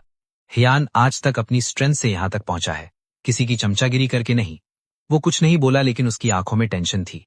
अगले 2 हफ्तों में इन लैंग ने कई मूव्स किए। उसने कुछ माइनॉरिटी शेयर होल्डर्स के साथ अलायंस बनाया। वो बार बार बोर्ड में इश्यूज रेज करता रहा। उसने मीडिया का यूज करके जियान फैमिली के कॉन्फ्लिक्ट्स की न्यूज फैलाई ताकि स्टॉक प्राइस गिर जाए। उसने सीक्रेटली कंपनी के सीनियर एग्जीक्यूटिव से कांटेक्ट किया और उन्हें हाई सैलरी ऑफर की। उसके टैक्टिक्स खत्म होने वाले नहीं थे, लेकिन सब कुछ मेरी एक्सपेक्टेशंस के अंदर था। ब्रदर, इन लैंग फिर से डायरेक्टर वैंग से कांटेक्ट कर रहा है। जियान रूसॉन रिपोर्ट लेकर आया। ऑफर डबल सैलरी का है। डायरेक्टर वैंग का क्या एटीट्यूड है? उसने एक्सेप्ट नहीं किया, लेकिन रिजेक्ट भी नहीं किया। जियान रूसॉन ने फ्राउन किया। मुझे डर है वो उसे मना लेंगे। नहीं, मैंने सिर हिला दिया। डायरेक्टर वैंग 10 साल से मेरे साथ है, उसे पता है किसको फॉलो करना चाहिए। लेकिन रूसॉन, याद रखो, इस दुनिया में जो चीजें पैसे से खरीदी जा सकती हैं वो बेकार होती हैं। जो सच में वैल्यूएबल होता है वो लोगों के दिल होते हैं। जियान रूसॉन ने सोचकर सिर हिलाया। तो अब हम क्या करें? क्या इन लैंग लोगों को छीनना नहीं चाहता? तो उसे करने दो। क्या मतलब? उसे लगने दो कि उसने लोगों को ले लिया, और फिर सबसे क्रिटिकल मोमेंट में ये लोग उसे सरप्राइज देंगे। जियान रूसॉन की आंखें चमक उठी। ब्रदर, तुम डबल एजेंट्स की बात कर रहे हो? स्मार्ट। मैं मुस्कुराया। लेकिन ये सिर्फ पहला स्टेप है, असली फेटल ब्लो अभी बाकी है। उस रात मैं स्टडी में डॉक्यूमेंट्स रिव्यू कर रहा था, तभी डोरबेल बजी। मैं दरवाजा खोलने गया और देखा सू किनियो बाहर खड़ी थी। वो व्हाइट ड्रेस में थी, बाल खुले हुए थे और चेहरा पेल था। वो पहले वाली ब्राइट लड़की से बिल्कुल अलग लग रही थी। तुम यहाँ क्या कर रही हो? मैं तुमसे बात करना चाहती हूँ। उसकी आवाज धीमी थी और उसमें गिल्ट था। क्या मैं अंदर आ सकती हूँ? मैं साइड में हटा और उसे अंदर आने दिया। सू किनियो ने रूम में एंटर करके इधर उधर देखा। उसकी आंखों में नॉस्टैल्जिया था। यहाँ सब कुछ सेम है, बैठो। मैं काउच पर बैठ गया। क्या बात है? वो मेरे सामने खड़ी थी, सिर झुका हुआ, उंगलियां आपस में जुड़ी हुई। हियान, मुझे माफ करो। तुम ये पहले भी कह चुकी हो, लेकिन पिछली बार मैं झूठ बोल रही थी। इस बार मैं सच कह रही हूं। उसने ऊपर देखा, आंखें लाल थीं। मैं चुप रहा और उसे बोलने दिया। वो इंसान नहीं है। उसकी आवाज कांप रही थी। वो मुझे यूज कर रही है, मेरे फादर को यूज कर रही है, सबको यूज कर रही है। उसने प्रॉमिस किया था फैमिली को क्राइसिस से बचाने का, लेकिन शेयर्स मिलते ही वो बदल गई। मेरे फादर की कंपनी उसने ले ली। अब वो मुझे भी नहीं छोड़ रही। मैं थोड़ा सीरियस हो गया। क्या मतलब? वो चाहती है कि मैं उससे शादी करूं ताकि वो लीगली सब कुछ ले सके। मैं चुप हो गया। क्या तुम मेरी हेल्प करोगी? मुझे पता है मेरे पास हक नहीं है तुमसे कुछ मांगने का। सू किनियो अचानक घुटनों पर बैठ गई। लेकिन मेरे पास कोई और रास्ता नहीं है। हियान, प्लीज मेरी हेल्प करो। मैं उसे देखता रहा। मुझे ज्यादा कुछ फील नहीं हुआ। पहले वो मेरी फियांसी थी जिसे मैं प्यार करता था, अब वो सिर्फ एक हेल्पलेस इंसान है। उठो। घुटनों पर बैठने से कुछ सॉल्व नहीं होता। वो धीरे से खड़ी हुई। क्या तुम मेरी हेल्प करोगी? मैं तुम्हारी हेल्प नहीं कर रहा। मैं काउच पर बैठ गया। मैं अपनी हेल्प कर रहा हूं। इन लैंग मेरा एनिमी है। मेरे एनिमी का एनिमी मेरा फ्रेंड होता है। ये लॉजिक तुम समझती हो ना? उसने आंसू पोंछे। मुझे क्या करना होगा? वापस जाओ इन लैंग के पास। वो शॉक हो गई। क्या? उसके पास जाओ और उसकी आंख और कान बनो। मुझे उसकी हर मूव पता होनी चाहिए। लेकिन वो पकड़ लेगा, इसलिए तुम्हें केयरफुल रहना होगा। मैं विंडो के पास गया। मैं तुम्हें बेकार में ये सब नहीं करवाऊंगा। काम खत्म होने के बाद सू फैमिली की प्रॉपर्टी मैं तुम्हें वापस दिलवाऊंगा। वो काफी देर तक चुप रही, फिर उसने सिर हिलाया। ठीक है, मैं करूंगी। एक और बात। मैंने मुड़कर देखा। मुझे हियान मत बुलाओ। तो क्या बुलाऊं, बॉस? हियान। वो एक सेकंड के लिए शॉक हुई, फिर हल्की सी मुस्कुराई। ठीक है बॉस हियान। उसके जाने के बाद जियान रूसॉन ऊपर से नीचे आया। क्या उसने सब कुछ बता दिया? हाँ। मैं काउच पर बैठ गया। तुम्हें क्या लगता है वो क्रेडिबल है? उसने मेरे पास बैठकर कहा। पिछली बार उसने तुम्हें चीट किया था। मैं अभी तक उसका हिसाब नहीं लिया। क्रेडिबल हो या ना हो फर्क नहीं पड़ता। मैंने सिर हिला दिया। इंपॉर्टेंट ये है कि वो यूजफुल है। क्या तुम्हें डर नहीं लगता वो एक्सपोज हो जाएगा? लगता है। मैं मुस्कुराया। इसलिए मैं बैकअप प्लान रखता हूं। ब्रदर, क्या तुमने ये सब पहले से प्लान किया था? कोई फ्यूचर परफेक्टली प्रेडिक्ट नहीं कर सकता। मैं बस पहले से प्रिपेयर करता हूं। 3 महीने पहले मैंने किसी को इन लैंग इन्वेस्टिगेट करने भेजा था। मैंने फोन निकाला और एक फाइल दिखाई। उसने वॉल स्ट्रीट में जो किया वो उसे ट्रबल में डालने के लिए काफी है। जियान रूसॉन ने देखा, उसकी आंखें बड़ी होती गईं। ये सब सच है? बिल्कुल सच। फिर तुमने पहले क्यों नहीं यूज किया? टाइम सही नहीं था। अब टाइम आ गया है। अगले दिन मैंने इनलैंग से मीटिंग सेट की। एक प्राइवेट क्लब चूज किया मीटिंग के लिए। टेंशन मत लो, मैंने सब पहले से प्रिपेयर किया है। कैसी प्रिपरेशन? 3 महीने पहले मैंने इनलैंग का बैकग्राउंड इन्वेस्टिगेट करवाया था। मैंने अपना फोन खोला और एक फाइल निकाली। सब कुछ रेडी था। वॉल स्ट्रीट ने उसने जो कुछ भी किया था वो उसको ट्रबल में डालने के लिए काफी था। ह्यान रूसोंग पास आया देखने के लिए। उसकी आंखें बड़ी हो गईं। क्या ये रियल है? बिल्कुल। तो तुमने इससे पहले बाहर क्यों नहीं निकाला? सही वक्त नहीं था। मैंने फोन साइड में रख दिया। अब वक्त आ गया है। नेक्स्ट डे मैं इनलैंग से मिला। मैंने मीटिंग के लिए एक प्राइवेट क्लब चुना। शांति और प्राइवेसी थी वहां। इनलैंग टाइम पर पहुंच गया। उसने एक टेलर्ड सूट पहना था, एकदम एनर्जी और वाइटैलिटी से भरा हुआ। मिस्टर ह्यान, ये तो कमाल है कि आपने खुद मुझे इनवाइट किया। वो मेरे सामने बैठ गया। आपने शायद अच्छे से सोच लिया होगा। किस बारे में? किल्स प्रपोजल एक्सेप्ट करने के लिए। चिन ने अपना टी कप उठाया। जो वक्त को समझता है वही वाइज मैन होता है। मिस्टर ह्यान, आप एक इंटेलिजेंट मैन हैं। आपको पता होना चाहिए क्या चूज करना है। मैं स्माइल किया पर कोई आंसर नहीं दिया। मिस्टर इन, आपने 5 साल तक वॉल स्ट्रीट में काम किया है। आपको एक फ्रेज पता होनी चाहिए। कौन सी फ्रेज? अगर आप इसमें घुसे तो देर सवेर आपको पे करना पड़ेगा। इनलैंग का फेस बदल गया। तुम्हारा मतलब क्या है? मैंने अपने बैग से एक डॉक्यूमेंट निकाला और उसकी तरफ पुश कर दिया। खुद देख लो। इनलैंग ने डॉक्यूमेंट्स लिए, कुछ पेजेस पलटे और उसका चेहरा डार्क होता गया। ये सब तुम्हारे पास कैसे आया? कैसे मिला वो इम्पोर्टेंट नहीं है। मैं चेयर पर पीछे होकर बैठ गया। इम्पोर्टेंट बात यह है कि अगर ये डॉक्यूमेंट्स पब्लिक हो गए तो ना सिर्फ आप वॉल स्ट्रीट वापस नहीं जा पाएंगे बल्कि आपको कुछ साल जेल के अंदर बिताने पड़ेंगे। इनलैंग के हाथ कांपने लगे। तुम चाहते क्या हो? बहुत सिंपल। मैंने एक उंगली नीचे की। अपना ब्लैकस्टोन उठाओ और हयानी से दफा हो जाओ। क्या तुम कोई सपना देख रहे हो? ठीक है, ट्राई करके देख लो। मैं उठा और उसे ऊपर से देखा। मैं तुम्हें सोचने के लिए 3 दिन देता हूं। 3 दिन बाद अगर तुम अभी भी हयानी में रहे तो ये मटेरियल्स अडबिया की डेस्क पर पहुंच जाएंगे। इनलैंग ने तीसरे दिन का वेट नहीं किया। दूसरी रात को ही उसने पलटवार कर दिया। उसने कुछ छोटे शेयर होल्डर्स के साथ मिलकर अचानक एक एक्स्ट्रा ऑर्डिनरी जनरल मीटिंग बुला ली और मुझे प्रेसिडेंट की पोजीशन से हटाने की डिमांड की। जब ये न्यूज आई, मैं घर पर स्विंगसू के साथ डिनर कर रहा था। ब्रदर इनलैंग पागल हो गया है। स्विंगसू ने अपने फोन पर मैसेज देखा। उसकी ये हिम्मत कैसे हुई? ये तो होना ही था। मैंने सब्जी का एक बाइट लिया और इनडिफरेंटली बोला, जब कुत्ता कॉर्नर हो जाता है तो वो दीवार फाड़ने की कोशिश करता है। ये ह्यूमन नेचर है। तुम्हें फिक्र नहीं हो रही? फिक्र क्यों? मैंने अपने चॉपस्टिक्स नीचे रखे। तुम्हें लगता है वो छोटे शेयर होल्डर्स उसकी बात मानेंगे? क्विंग्स, एक बात याद रखना। मैंने उसकी आंखों में देखा। इस दुनिया में विक्ट्री वही डिसाइड करती है जो एक्शंस नहीं बल्कि लोगों का दिल जीतता है। ह्यान रूसोंग ने ऐसे सर हिलाया जैसे उसे समझ आ गया हो। तो कल हम क्या करेंगे? तुम्हें कुछ करने की जरूरत नहीं है। मैं स्माइल किया। वक्त आने पर पता चल जाएंगे। अगले दिन प्लान के मुताबिक मीटिंग हुई। इनलैंग स्टेज पर फुल कॉन्फिडेंस के साथ गया और एक पैशनेट और एलोक्वेंट स्पीच थी। पर जब वोटिंग रिजल्ट्स आए उसका चेहरा पल भर में सफेद पड़ गया। मेरे डिसमिसल के फेवर में सिर्फ 28% वोट्स थे जबकि अगेंस्ट में 65% वोट्स आए। इम्पॉसिबल, इनलैंग चिल्लाया। ये इम्पॉसिबल है। वो छोटे शेयर होल्डर्स, तुमने तो मुझसे प्रॉमिस किया था। वो अपने बगल में खड़े इनलैंग को देखने लगा। मैं धीरे से उठा। मिस्टर इन, क्या आपको लगता है कि कुछ लोगों को रिश्वत देकर आप मेरी फाउंडेशन हिला सकते हैं? क्या तुम्हें ये शुरू से पता था? ऑफ कोर्स पता था।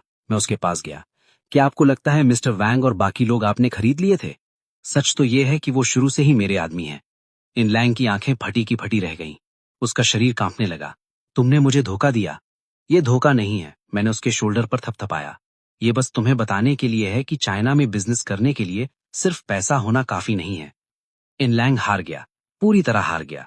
ना सिर्फ वो ह्यान ग्रुप से एक पैसा ले पाया बल्कि उन शेडी मटेरियल्स की वजह से ब्लैकस्टोन कैपिटल ने उसे नौकरी से निकाल दिया। जिस दिन वो जा रहा था वो मुझसे मिलने आया। ह्यान, मैं हार गया। उसका गला बैठा हुआ था और आंखों में गुस्सा, रिजेंटमेंट था। लेकिन मैं हार नहीं मानूंगा। अगर नहीं मानना तो मत मानो, मैंने इनडिफरेंटली कहा। ये दुनिया तुम्हारे लिए कभी रेडी ही नहीं थी। इनलैंग एक कड़वी स्माइल के साथ मुड़ा और चला गया। कुछ स्टेप्स चलने के बाद वो फिर रुका। स्विंगसू के बारे में तुमने ही प्लान किया था ना? क्या? अनजान मत बनो। उसने सर घुमाया। वो तुम्हारे लिए जासूसी करने मेरे पास वापस आई थी। तुम्हें लगता है मुझे नहीं पता था? मैं कुछ नहीं कहा, पर मैं उसे ब्लेम नहीं करता। इनलैंग की टोन में था। मैं पहला था जिसने फायदा उठाया। एक हेल्प के बदले दूसरी हेल्प, हम बराबर हैं। ये कहकर वो बिना पीछे देखे चला गया। हियान रूसोंग साइड से आई और मेरा हाथ पकड़ लिया। ब्रदर, वो इतना बुरा भी नहीं लग रहा। एक विलन के माथे पर विलन नहीं लिखा होता, पर हाँ, वो इतना बुरा भी नहीं है। तो अब क्या? उसको सजा मिल चुकी है। मैंने सर हिलाया। ब्लैकस्टोन से निकाले जाने के बाद इस सर्कल में वो अपनी पूरी लाइफ में कभी रिकवर नहीं कर पाएगा। हियान रूसोंग थोड़ी देर साइलेंट रही, फिर मेरे शोल्डर पर सर रखा। ब्रदर, मुझे बताओ, स्विंगसू, शायद वो इस बारे में बाद में बात करेंगे। मैंने उसे बीच में ही टोक दिया। अभी सबसे इंपॉर्टेंट तुम और ये बच्चा हो। हियान रूसोंग ब्लश करने लगी। उसने मुझे हल्का सा मारा। पागल कहीं के। मैं हंसने लगा। इनलाइन के जाने के बाद दिन ऐसे थे जैसे तूफान के बाद समुद्र, एकदम शांत, जो रियल नहीं लग रहा था। कंपनी नॉर्मल चल रही थी, स्टॉक प्राइस स्टेडी हो रहा था, वो शेयर होल्डर्स भी शांत हो गए थे। पर मुझे पता था ये शांति ज्यादा दिन नहीं रहेगी। ब्रदर, क्या सोच रहे हो? हियान रूसोंग फ्रूट सैलेड लेकर कमरे में आई। वो मेरे सामने बैठ गई। उसका बेली अब थोड़ा बाहर दिखने लगा था। प्रेगनेंसी की वजह से उसे काफी सफर करना पड़ रहा था, पर उसकी स्माइल अच्छी थी। कुछ नहीं, मैंने फोक लिया और एप्पल का पीस खाया। बस मुझे लग रहा है कि ये कुछ ज्यादा ही शांत है। शांत होना अच्छी बात नहीं है। इन लाइन के पीछे कोई और है, मैंने एप्पल चबाते हुए धीरे से कहा। वो वॉल स्ट्रीट से वापस आया है। वो इतने रिसोर्सेस कैसे मोबिलाइज कर सकता है? पक्का पीछे कोई इन्वेस्टर है। हियान रूसोंग ने फ्राउन किया। तुम्हारा मतलब कोई अभी भी छुपा हुआ है? हाँ। मैंने फोक नीचे रखा। और ये इंसान इन लैंग से ज्यादा खतरनाक हो सकता है। हियान रूसोंग थोड़ी देर साइलेंट रही और अचानक बोली, ब्रदर, एक बात है जो मैंने तुम्हें नहीं बताई है। क्या? तुम्हें हे युन फेई के बारे में याद है? मैं एक मोमेंट के लिए सुन हो गया। हे युन फेई, मैंने ये नाम बहुत टाइम से नहीं सुना था। एक कॉलेज क्लासमेट, पुराना राइवल और एक लूजर। उससे क्या हुआ? वो देश वापस आ चुकी है। हियान रूसोंग का एक्सप्रेशन सीरियस हो गया। और आजकल वो हमारी कंपनी के लोगों से कांटेक्ट कर रही है। हे युन फेई की बात करें तो कॉलेज के दिनों से शुरू करना पड़ेगा। तब वो और मैं बिजनेस स्कूल के टॉप स्टूडेंट्स थे। हम हर साल फर्स्ट प्लेस के लिए compete करते थे, पर वो हमेशा सेकंड आती थी। सारे स्कॉलरशिप्स, ऑनर्स और अपॉर्चुनिटीज मुझे मिलती थी। वो मुझसे नफरत करती है। ग्रेजुएशन के साल उसने पूरी क्लास के सामने कहा था, हियान, एक दिन मैं तुम्हें अपने सामने घुटनों पर ले आऊंगी। उस वक्त सिर्फ मैं हंसा था और ध्यान नहीं दिया था। अब लगता है मैंने उसकी ऑब्सेशन को कम समझा था। वो कब वापस आई? मैंने पूछा। लगभग आधा महीना पहले। हियान रूसोंग ने फोन निकालकर कुछ इन्फो दिखाई। वो अब कैपिटल सिमा नाम की एक इन्वेस्टमेंट कंपनी की सीईओ है और इसके पीछे फॉरेन फाइनेंसिंग है। 15 दिन। मैं सोचने लगा, तुमने मुझे अभी क्यों बताया? क्योंकि पहले मैं श्योर नहीं थी। हियान रूसोंग ने अपना लिप काटा। मुझे लगा वो सिर्फ करियर के लिए वापस आई है, पर मुझे पता चला कि वो जिन लोगों से मिलती है वो सब इनलैंग से जुड़े हैं। तो तुम कह रही हो कि इनलैंग के पीछे हे युन फेई है? श्योर नहीं हूं, पर पॉसिबिलिटी है। उसने मुझे फोन पकड़ाया। देखो, ये हे युन फेई और इनलैंग की फोटो है, 3 महीने पुरानी। फोटो में दोनों एक लग्जरी रेस्टोरेंट में बैठे बातें कर रहे थे। 3 महीने पहले ही इनलैंग ने हियान शेयर्स लेने का प्लान शुरू किया था। मैंने फोन नीचे रखा, चेयर पर पीछे होकर बैठ गया। इंटरेस्टिंग। तो ब्रदर, अब क्या करोगे? मैं क्या करूंगा? मैं स्माइल किया। जब एक पुराना दोस्त आया है तो उसकी खिदमत तो करनी पड़ेगी। नेक्स्ट आफ्टरनून मैं ऑफिस में डॉक्यूमेंट्स देख रहा था। सेक्रेटरी साउली ने नॉक किया और अंदर आई। प्रेसिडेंट हियान, एक लेडी आपसे मिलना चाहती हैं। वो कह रही हैं कि वो आपकी पुरानी दोस्त है। पुरानी दोस्त? मैं सोच ही रहा था कि साउली के पीछे से एक औरत बाहर आई। हियान, लॉन्ग टाइम नो सी। मैं दंग रह गया। डोर पर एक 30 ईयर ओल्ड औरत खड़ी थी। उसने एक परफेक्ट ब्लैक सूट पहना था, बाल खुले थे और फीचर्स बड़े डेलिकेट थे। वो बहुत एफिशिएंट लग रही थी। ये वही थी, लिन वे, यूनिवर्सिटी की सीनियर सिस्टर और हे युन फेई की एक्स गर्लफ्रेंड। सीनियर सिस्टर लिन, मैं उठा। आप यहाँ कैसे? क्या हो रहा है? क्या मेरा वेलकम नहीं करोगी? लिन वे स्माइल करते हुए अंदर आई और काउच पर बैठ गई। मुझे लगा तुम मुझे मिस करोगी। मैंने साउली को 2 कप चाय लाने को कहा। मैं लिन वे के सामने बैठ गया। आप तो अब्रॉड थी, कब वापस आई? Last month. लिन वे ने चाय की एक सिप ली। मैंने सुना तुमने क्वीन को खत्म कर दिया। मैं खास तौर पर तुमसे मिलने आई हूँ। क्या आप भी क्वीन को जानती हैं? जानती हूँ। उसने टी कप नीचे रखा। हम काफी क्लोज हैं। वो रुकी। उसका लुक डीप हो गया। हियान सिन, इस बार मैं तुम्हें एक चीज रिमाइंड कराने आई हूँ। क्या चीज? हे युन फेई अकेले वापस नहीं आई है। उसके पीछे एक इंटरनेशनल कंसोर्टियम है।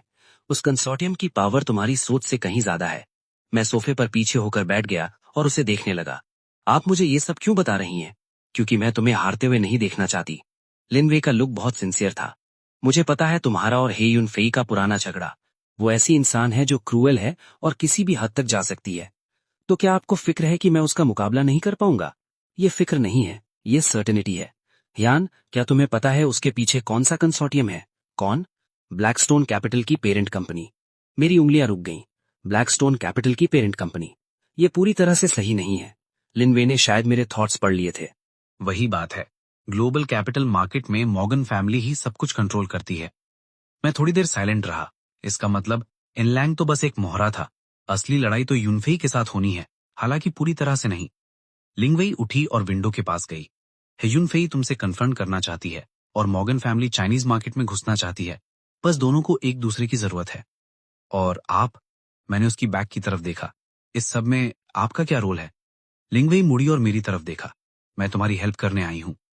क्यों? वो रुकी। उसके लिप्स पर एक कड़वी स्माइल आई। क्योंकि मैं तुम्हारा एक फेवर देना बाकी हूं। एक फेवर? मैंने थोड़ा सोचा और अचानक मुझे याद आया। यूनिवर्सिटी के 3rd ईयर में सूकिंग स्वे और लिन फान का ब्रेकअप हुआ था। वो ब्रेकअप बहुत गंदा था। सूकिंग स्वे ने लिन फान के बारे में हर जगह अफवाहें फैला दी थी कि वो लालची है और उसकी 2 गर्लफ्रेंड्स हैं। उस वक्त पूरी यूनिवर्सिटी ने लिन फान को बॉयकॉट कर दिया था। वो ऑलमोस्ट कॉलेज छोड़ने वाला था। तब मैं ही था जिसने उसका बचाव किया। मैंने फैक्ट्स क्लियर किए और अफवाहों का सोर्स ढूंढकर लिन फान को इनोसेंट प्रूफ किया। तब से लिन फान मुझसे एहसानमंद थी। मैं तो वो बात भूल भी गया था। मैंने इंडिफरेंटली कहा। पर मैं नहीं भूली। लिंगवी वापस आई और मेरे सामने बैठ गई। हयान, मैं एहसान फरामोश इंसान नहीं हूं। इस बार उन्होंने तुम पर अटैक करने के लिए किसी को हायर किया है। मैं चुप नहीं बैठूंगी।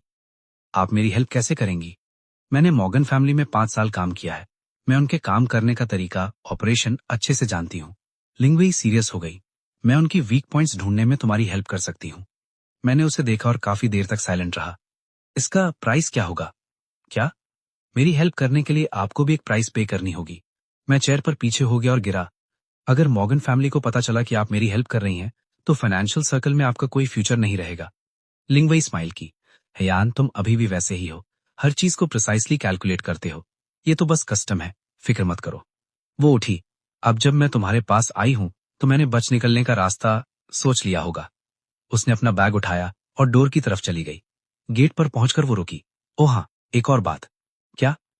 सूकिंग स्वे आजकल हेयुनफी के कांटेक्ट में है। मैंने फ्राउन किया। पिछली बार जब वो मुझसे मिलने आई थी और कहा था कि वो मेरी खबरी बनेगी, उसके बाद मैंने उसे नहीं देखा। जब उसका लवर फेल हो गया, मुझे लगा उनका अफेयर खत्म हो गया। सोचा नहीं था कि वो हेयुनफेई के साथ फिर से इन्वॉल्व हो जाएगी। वो हेयुनफेई से क्यों मिल रही है? पता नहीं, लिंगबेई ने सर हिलाया। पर मुझे पता है, हेयुनफेई को सूकिंग स्वे में काफी इंटरेस्ट है। मतलब? वही जो तुम सुन रहे हो। लिंगवेई स्माइल की। हेयुनफेई की एक बुराई है, उसे दूसरों की चीजें चुराना पसंद है, खास करके तुम्हारी चीजें। मैं साइलेंट रहा। हालांकि सूकिंग स्वे मेरी नहीं है, पर लोगों की नजर में वो मेरी फियोंसे थी। हेयुनफेई उसे चुराना चाहती है, बस मुझे परेशान करने के लिए। नोटिस के लिए थैंक्स। मैं उठा। मुझे समझ गया। Be careful. लिंगवेई ने डोर खोला। हेयुनफेई तुम्हारी सोच से कहीं ज्यादा डेंजरस है। वो चली गई। मैं ऑफिस में काफी देर तक बिना हिले बैठा रहा। सूकिंग स्वे, तुम आखिर चाहती क्या हो? रात को घर वापस आकर मैंने जैन रुस्वान को लिनवेई के बारे में बताया। जैन रुस्वान ने फ्राउन किया। वही कॉलेज फ्रेंड? क्या वो भरोसेमंद है? श्योर नहीं हूं। मैं काउच पर बैठ गया। पर जो इन्फोर्स ने दी है वो काफी वैल्यूएबल है। सूकिंग स्वे अब क्या नया तमाशा कर रही है? जैन रुस्वान का टोन थोड़ा गुस्से वाला हो गया। पिछली बार तुम्हें हर्ट करके उसका मन नहीं भरा, क्या वो फिर ट्राई करना चाहती है? पता नहीं, मैंने सर हिलाया। इसीलिए मैं खुद जाकर देखना चाहता हूं। कहाँ? कल रात हेयुनफेई की एक प्राइवेट पार्टी है। मैं रुका। मैं भी जा रहा हूं। जैन रुस्वान थोड़ी देर साइलेंट रही। मैं भी चलूंगी। नहीं, मैंने उसके पेट की तरफ देखा। तुम प्रेग्नेंट हो, तुम ऐसे इवेंट्स में नहीं जा सकती। लेकिन कोई लेकिन नहीं, मैंने उसे टोक दिया। घर पर रहो और अपना ख्याल रखो, बाहर का मैं देख लूंगा। जैन रुस्वान ने अपना हाथ काटा और एंड में मान गई। ठीक है, पर बी केयरफुल। फिक्र मत करो। मैंने उसके हाथ पर थपथपाया। ये पहली बार नहीं है जब मैं ऐसे इवेंट में जा रहा हूं। अगले रात मैं सही टाइम पर हेयुनफेई की प्राइवेट पार्टी में पहुंचा। जगह एक यूरोपियन स्टाइल विला थी जो बहुत बड़ा था। एंट्रेंस लग्जरी गाड़ियों से भरा था। वहां सिटी के सारे बड़े लोग आए थे। मैंने एक डार्क ग्रे सूट पहना था जो काफी सिंपल था। जैसे ही मैं अंदर गया, मैंने यूनफेई को देखा। वो भीड़ में खड़ी वाइन का ग्लास पकड़े हंस हंस कर बातें कर रही थी। 10 साल बाद देख रहा था। वो काफी बदल गई थी। वेट बढ़ गया था और बाल थोड़े कम हो गए थे, पर उसकी आंखें अभी भी पहले जैसी चालाक और तेज थीं। हेयान, पीछे से एक फेमिलियर आवाज आई। मैं मुड़ा और देखा सूकिंग स्वे सामने खड़ी थी। उसने रेड इवनिंग ड्रेस पहनी थी और मेकअप परफेक्ट था, पर आंखों में थकान दिख रही थी। लॉन्ग टाइम नो सी, मैंने धीरे से कहा।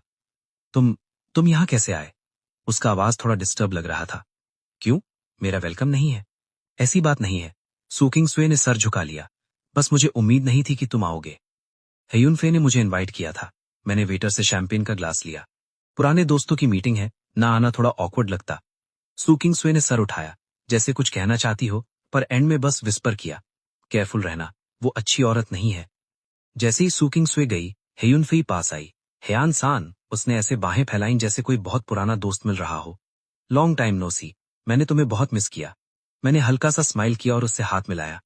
प्रेसिडेंट हेयून, बहुत टाइम बाद मिले। क्या प्रेसिडेंट हेयून? मुझे हेयून कहो। उसने मेरे शोल्डर पर थपथपाया। चलो वहां बैठकर बातें करते हैं। हम बैल्कनी पर गए और आर्म चेयर पर बैठ गए। रात की ठंडी हवा चल रही थी। हेयान, 10 साल हो गए हैं। मैं तुम्हारा वेट कर रही थी। मेरा वेट किस लिए? तुम्हारी एक गलती का वेट।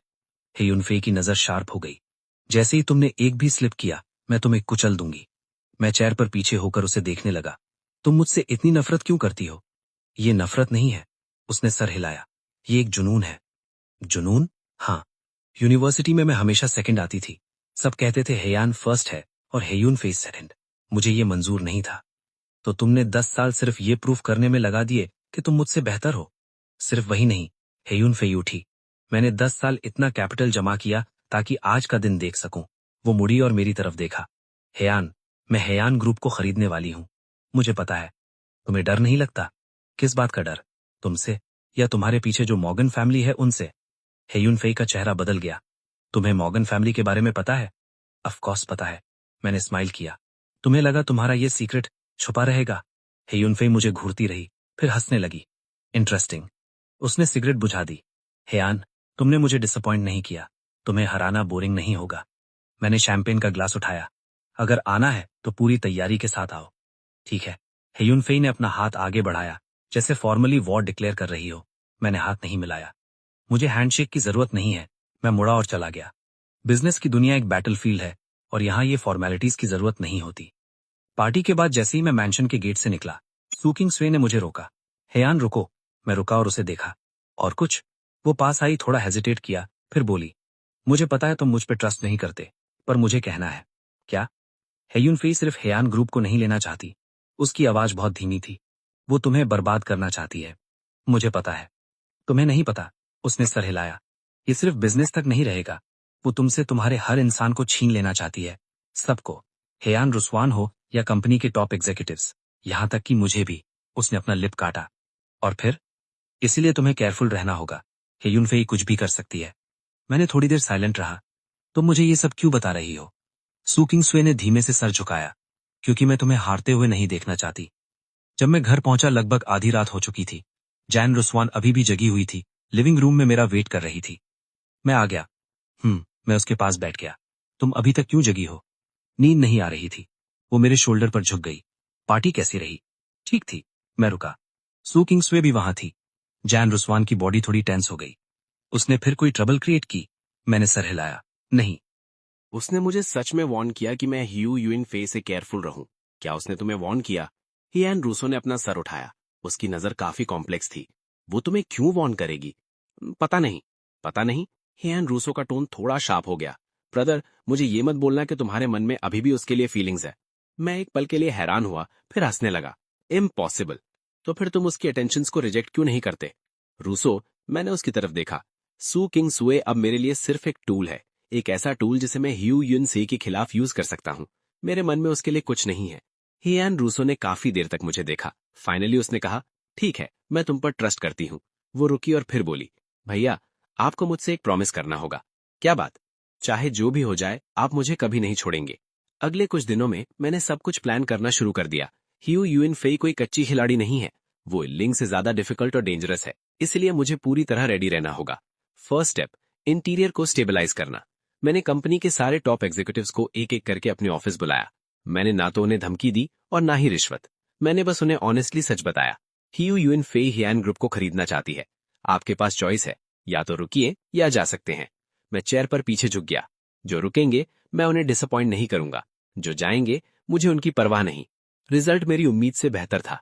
एक भी सीनियर एग्जीक्यूटिव ने जाने का नहीं सोचा। उन्होंने भी नहीं जिनसे इन लैंग ने पहले कांटेक्ट किया था। सब रुक गए। प्रेसिडेंट हुआंग, हमने इतने साल आपको फॉलो किया है, वो बेकार नहीं जाएगा। प्रेसिडेंट हुआंग ने सबकी तरफ से बोला, आपका एक इशारा काफी है, हम आग में भी कूद जाएंगे। मैंने अपने पुराने सबॉर्डिनेट्स को देखा और मेरे दिल में एक गर्मी, वार्मथ महसूस हुई। ठीक है, तो मिलकर करते हैं। सेकंड स्टेप, शेयर होल्डर्स को संभालना। अगर ह्यू युइन फे को कंपनी चाहिए तो उसे शेयर होल्डर्स से शेयर्स खरीदने होंगे। तो मुझे ये करना था कि शेयर होल्डर्स शेयर्स बेचना ही ना चाहें। कैसे?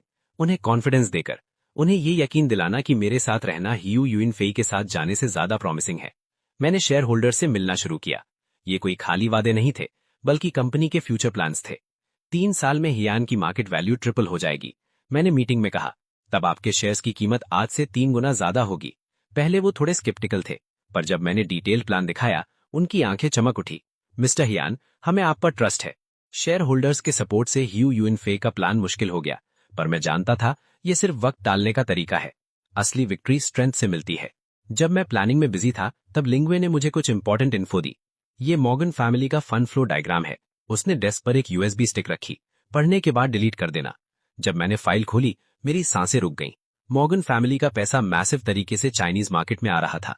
सिर्फ ह्यू युइन फे ही नहीं, बल्कि रियल एस्टेट, टेक्नोलॉजी और फाइनेंस जैसे सेक्टर्स में भी उनके प्रोजेक्ट्स चल रहे थे। वो करना क्या चाहते हैं?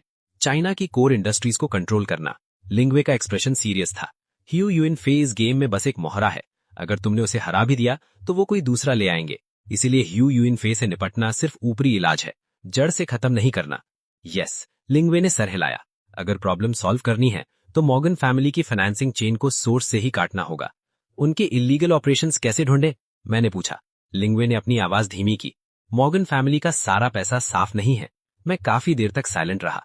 आपने 5 साल उनके साथ काम किया है, आपके पास उनके खिलाफ कुछ कॉम्प्रोमाइजिंग जरूर होगा। लिंग्वे ने कोई जवाब नहीं दिया। आप मेरे पास सिर्फ एहसान चुकाने के लिए तो नहीं आई है ना? लिंग्वे स्माइल की। हियान, तुम अभी भी बहुत स्मार्ट हो। उसने अपने पर्स से एक एनवेलप निकाला और टेबल पर रखा।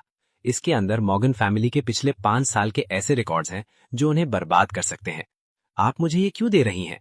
क्योंकि मुझे बदला चाहिए। लिंग्वे की नजर ठंडी हो गई। मैंने उनके लिए बिलियंस कमाए, पर एंड में उन्होंने मुझे लात मारकर निकाल दिया। उन्होंने ब्रेकअप कॉम्पनसेशन के नाम पर सिर्फ 1 मिलियन दिया। तो आप उनसे नफरत करती हैं? नफरत नहीं, उसने सर हिलाया, पर मैं अपना हक वापस लेकर रहूंगी। लिंग्वे के जाने के बाद मैंने एनवेलप खोला। उसके अंदर की इन्फो मेरी सोच से ज्यादा एक्सप्लोजिव थी। मॉर्गन फैमिली सिर्फ फाइनेंसिंग प्रॉब्लम्स में ही नहीं, बल्कि कुछ ग्रे एरिया ऑपरेशंस में भी इन्वॉल्व थी।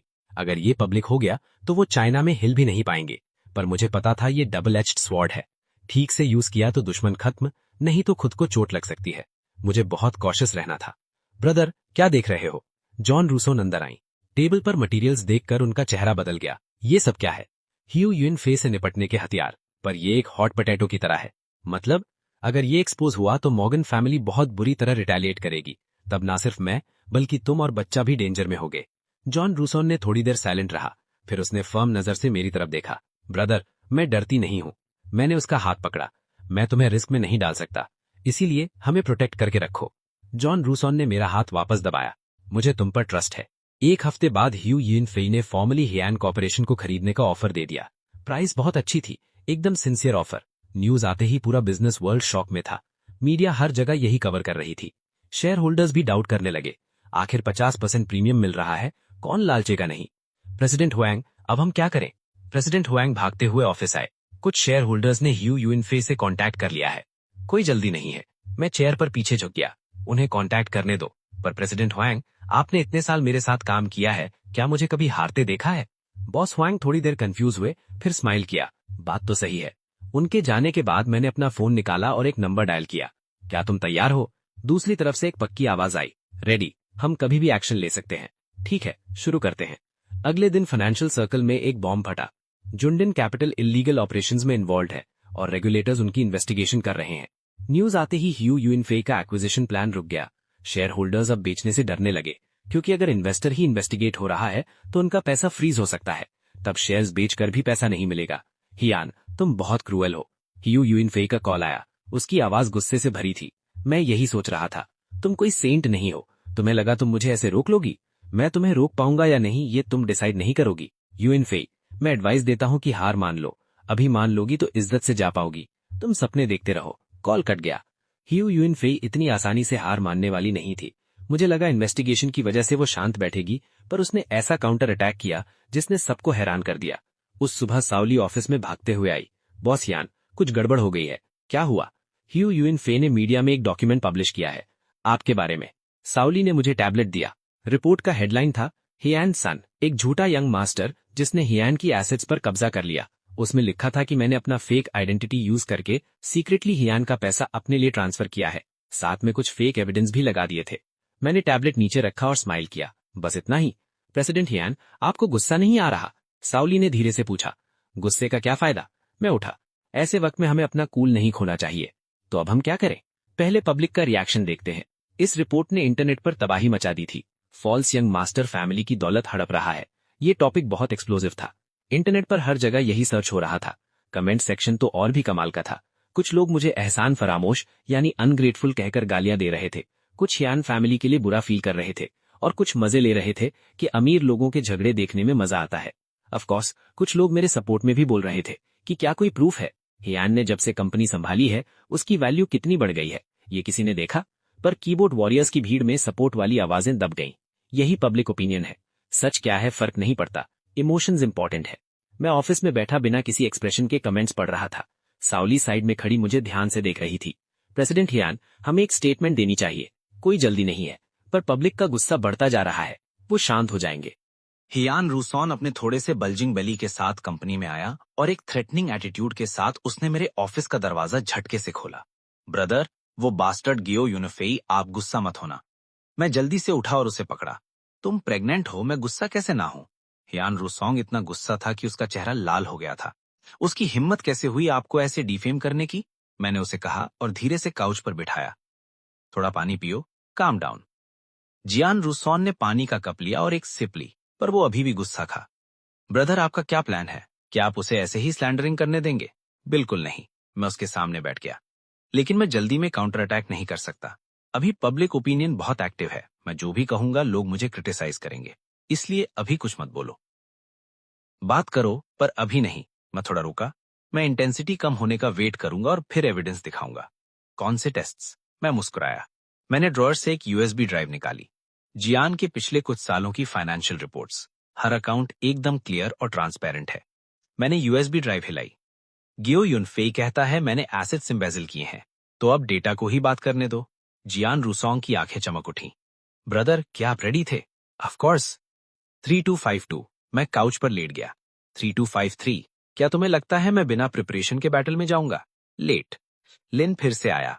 जैसे ही वो एंटर हुआ वो सीधा पॉइंट पर आया। हियान, गियो यूनफे की ये मूव काफी क्रूअल है। ऑल राइट, मैंने उसे एक कप टी दी। ये तो एक्सपेक्टेड था। लिंग वेई ने अपनी आईब्रोज ऊपर की। आपने पहले ही गेस कर लिया था कि वो ऐसा करेगा। खुद को उसकी जगह रखकर मैं उसके सामने बैठ गया। अगर मैं उसकी जगह होता तो मैं भी स्टुपिडिटी से अटैक करता। आफ्टर ऑल मेरी आइडेंटिटी अटैक के लिए बेस्ट पॉइंट है। तो आप वरी नहीं करते? किस बात की वरी? मैं मुस्कुराया। मैं उन नेटिजन्स की फिक्र कर रहा हूं जो मुझे इंसल्ट करते हैं और हियान फैमिली के एटीट्यूड की। लिंग वेई का एक्सप्रेशन सीरियस हो गया। हियान मैंशन की मदर हियान, अगर उन्होंने इस वक्त कुछ बोला तो वो आपके लिए बहुत डेट्रीमेंटल होगा। मैं थोड़ी देर साइलेंट रहा। वो नहीं बोलेंगी। आपको कैसे पता? क्योंकि जियान फैमिली अभी भी हॉस्पिटल में है। मैंने इसे लो हीट पर कुक किया। जहां तक जियान मदर की बात है, भले ही वो मुझसे नफरत करती हैं, पर वो इस वक्त मुझे गिरते हुए देखकर लात नहीं मारेंगी। क्या आप इतने श्योर हैं? श्योर नहीं हूं, मैंने सर हिलाया, पर मैं रिस्क लूंगा। फैक्ट्स दिखाते हैं कि मेरा बेट सही था। उस रात जियान मदर ने एक लॉयर के थ्रू स्टेटमेंट इशू किया। स्टेटमेंट का कंटेंट सिंपल था। हियान सान जब हियान सिटी में काम कर रहे थे, उन्होंने कंपनी के लिए बहुत बड़ा कंट्रीब्यूशन दिया है। एसेट्स का मिसअप्रोप्रिएशन एकदम झूठ और स्लैंडर है। जैसे ही ये स्टेटमेंट आया, पब्लिक ओपिनियन तुरंत बदल गया। आफ्टर ऑल, जब जियान फैमिली खुद मेरे सपोर्ट में बोली तो वो फॉल्स यंग मास्टर वाली बात अपने आप खत्म हो गई। जियान की मदर ने आपकी हेल्प क्यों की? स्टेटमेंट देखने के बाद लिंगवेई का फेस हैरान था। वो मेरी हेल्प नहीं कर रही हैं, मैंने सर हिलाया। वो हियान की हेल्प कर रही हैं। इस इंसिडेंट की वजह से जियान की स्टॉक प्राइस बहुत गिर गई थी। उनके पास जो शेयर्स हैं उनकी वैल्यू भी कम हो गई, इसलिए उन्होंने ये अपने लिए किया। हाँ, पर पर्पस जो भी हो, रिजल्ट अच्छा है। लिंग वेई ने मुझे कॉम्प्लेक्स लुक से देखा। हियान सान, आप सच में एक इंस्क्रूटेबल पर्सन है। अगर समझ नहीं आ रहा तो मत देखो। मैं उठा। चलो, मैं तुम्हें खाना खिलाता हूं। पब्लिक ओपिनियन का क्राइसिस थोड़ी देर के लिए सॉल्व हो गया, पर गियो यूनफे रुकने वाला नहीं था और उसकी सेकंड मूव जल्दी ही आई। इस बार उसने मॉर्गन फैमिली के नेटवर्क को यूज करके सप्लाई चेन पर अटैक किया। हेयान सिटी के काफी की सप्लायर्स ने अचानक से कोऑपरेशन खत्म करने का प्रपोजल दिया। रीजन दिया गया कि पेमेंट साइकिल बहुत लंबा है और कंडीशंस ठीक नहीं है। पर इन सप्लायर्स ने हमारे साथ 5 से 10 साल तक काम किया था और ये प्रॉब्लम कभी नहीं उठाई। एक इडियट भी समझ जाएगा कि गियो युनफेई मेरे पीठ के पीछे कुछ कर रहा है। प्रेसिडेंट हियान, अब हम क्या करें? परचेजिंग डिपार्टमेंट का मैनेजर पसीने पसीने था। अगर ये सारे सप्लायर्स एक साथ सप्लाई रोक देंगे तो हमारी प्रोडक्शन लाइन रुक जाएगी। डोंट वरी, मैंने सप्लायर्स की लिस्ट चेक की। उन्होंने क्या कंडीशंस दी हैं? वो चाहते हैं कि पेमेंट साइकिल 90 दिन से कम करके 30 डेज कर दी जाए। और क्या?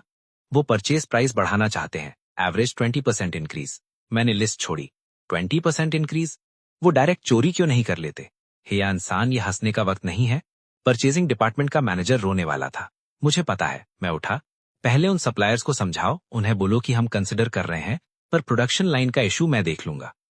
परचेजिंग डिपार्टमेंट के मैनेजर के जाने के बाद मैंने कंप्यूटर खोला और एक फाइल निकाली। फाइल का नाम था सब्स्टिट्यूट प्रोवाइडर लिस्ट। ये एक प्लान था जो मैंने 3 साल पहले शुरू किया था। तब मुझे रियलाइज हुआ था कि हियान सिटी की सप्लाई चेन बहुत एक ही जगह पर कॉन्सेंट्रेटेड है, जो काफी रिस्की है। इसलिए इन 3 सालों में मैं सीक्रेटली सब्स्टिट्यूट सप्लायर्स को तैयार कर रहा था। उन्हें टेक्निकल गाइडेंस दे रहा था और फाइनेंशियल सपोर्ट भी, ताकि किसी दिन अगर मेन सप्लायर को प्रॉब्लम हो, हम उन्हें तुरंत रिप्लेस कर सकें। ब्रदर, आप सच में अमेजिंग है, जियान रूसॉन ने लिस्ट देखने के बाद एडमायरिंग एक्सप्रेशन के साथ कहा। अमेजिंग होना बड़ी बात नहीं है, फार साइटेड होना जरूरी है। मैं मुस्कुराया। बिजनेस में सबसे डरने वाली बात यह होती है कि कोई तुम्हारी गर्दन पर नूज डाल दे। तो अब हम अपना बैकअप प्लान शुरू करेंगे। जल्दी नहीं है। पहले मैं उन सप्लायर्स को कुछ दिन वेट करवाना चाहता हूं ताकि वो थोड़ा वरी करें, और अगर वो वरी नहीं करेंगे तो मैं उन्हें वरी करवाऊंगा। मैं चेयर पर पीछे हो गया। गियो युनफेई ने उन्हें बेनिफिट्स दिए हैं, पर वो बेनिफिट्स कब तक चलेंगे? 1 हफ्ते बाद वो सप्लायर्स जो कोऑपरेशन खत्म करने की धमकी दे रहे थे, रेस्टलेस होने लगे, क्योंकि हमारे बैकअप सप्लायर्स ने स्मॉल लॉट सप्लाई करना शुरू कर दिया था। क्वालिटी उनसे कम नहीं थी और प्राइस भी सस्ता था। चीफ यान, चीफ सांग का फिर से कॉल आया है, वो आपसे मिलना चाहते हैं, साओली ने रिपोर्ट दी। कौन सा बॉस सांग? वही जिसने सबसे पहले कैंसिल करने को कहा था। मत मिलो, मैंने सर नहीं उठाया। आप क्या एक्सपेक्ट करते हैं? पर वो कह रहा है कि अगर आप नहीं मिलेंगे तो वो कंपनी के दरवाजे पर घुटने टेक देगा। मैंने सर उठाया और मुस्कुराया। उसे नील करने दो। साओली एक मोमेंट के लिए हैरान था, फिर अपनी हंसी रोककर चला गया। 10 मिनट बाद वो वापस आया। प्रेसिडेंट हियान, प्रेसिडेंट सान सच में नील कर रहे हैं। मैं विंडो के पास गया और नीचे देखा। सच में प्रेसिडेंट सान मेन एंट्रेंस पर घुटनों के बल बैठे थे और लोग तमाशा देख रहे थे। मैंने फोन उठाया और सिक्योरिटी डिपार्टमेंट को कॉल किया। उन्हें अंदर आने दो, एंट्रेंस पर उनका मजाक मत बनने दो। प्रेसिडेंट सान को कॉन्फ्रेंस रूम में लाया गया। आते ही वो कंप्लेन करने लगे। प्रेसिडेंट हियान, मुझसे गलती हो गई, मुझे गियो युनफेई पर भरोसा नहीं करना चाहिए था।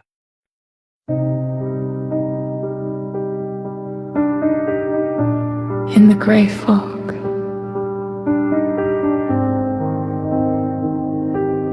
we praise the fool. Praise the fool beneath the silent dome. Grey fog curls where gods lost their throne. Indisputable, he stands alone, a broken crown, a nameless god. The distant star cuts through the night, cold revelation burns.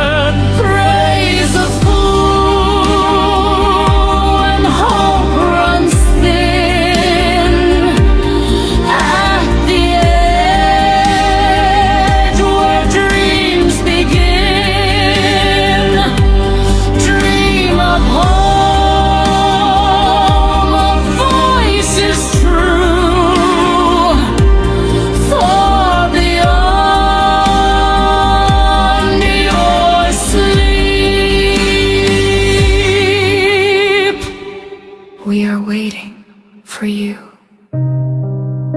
Even the longest journey must come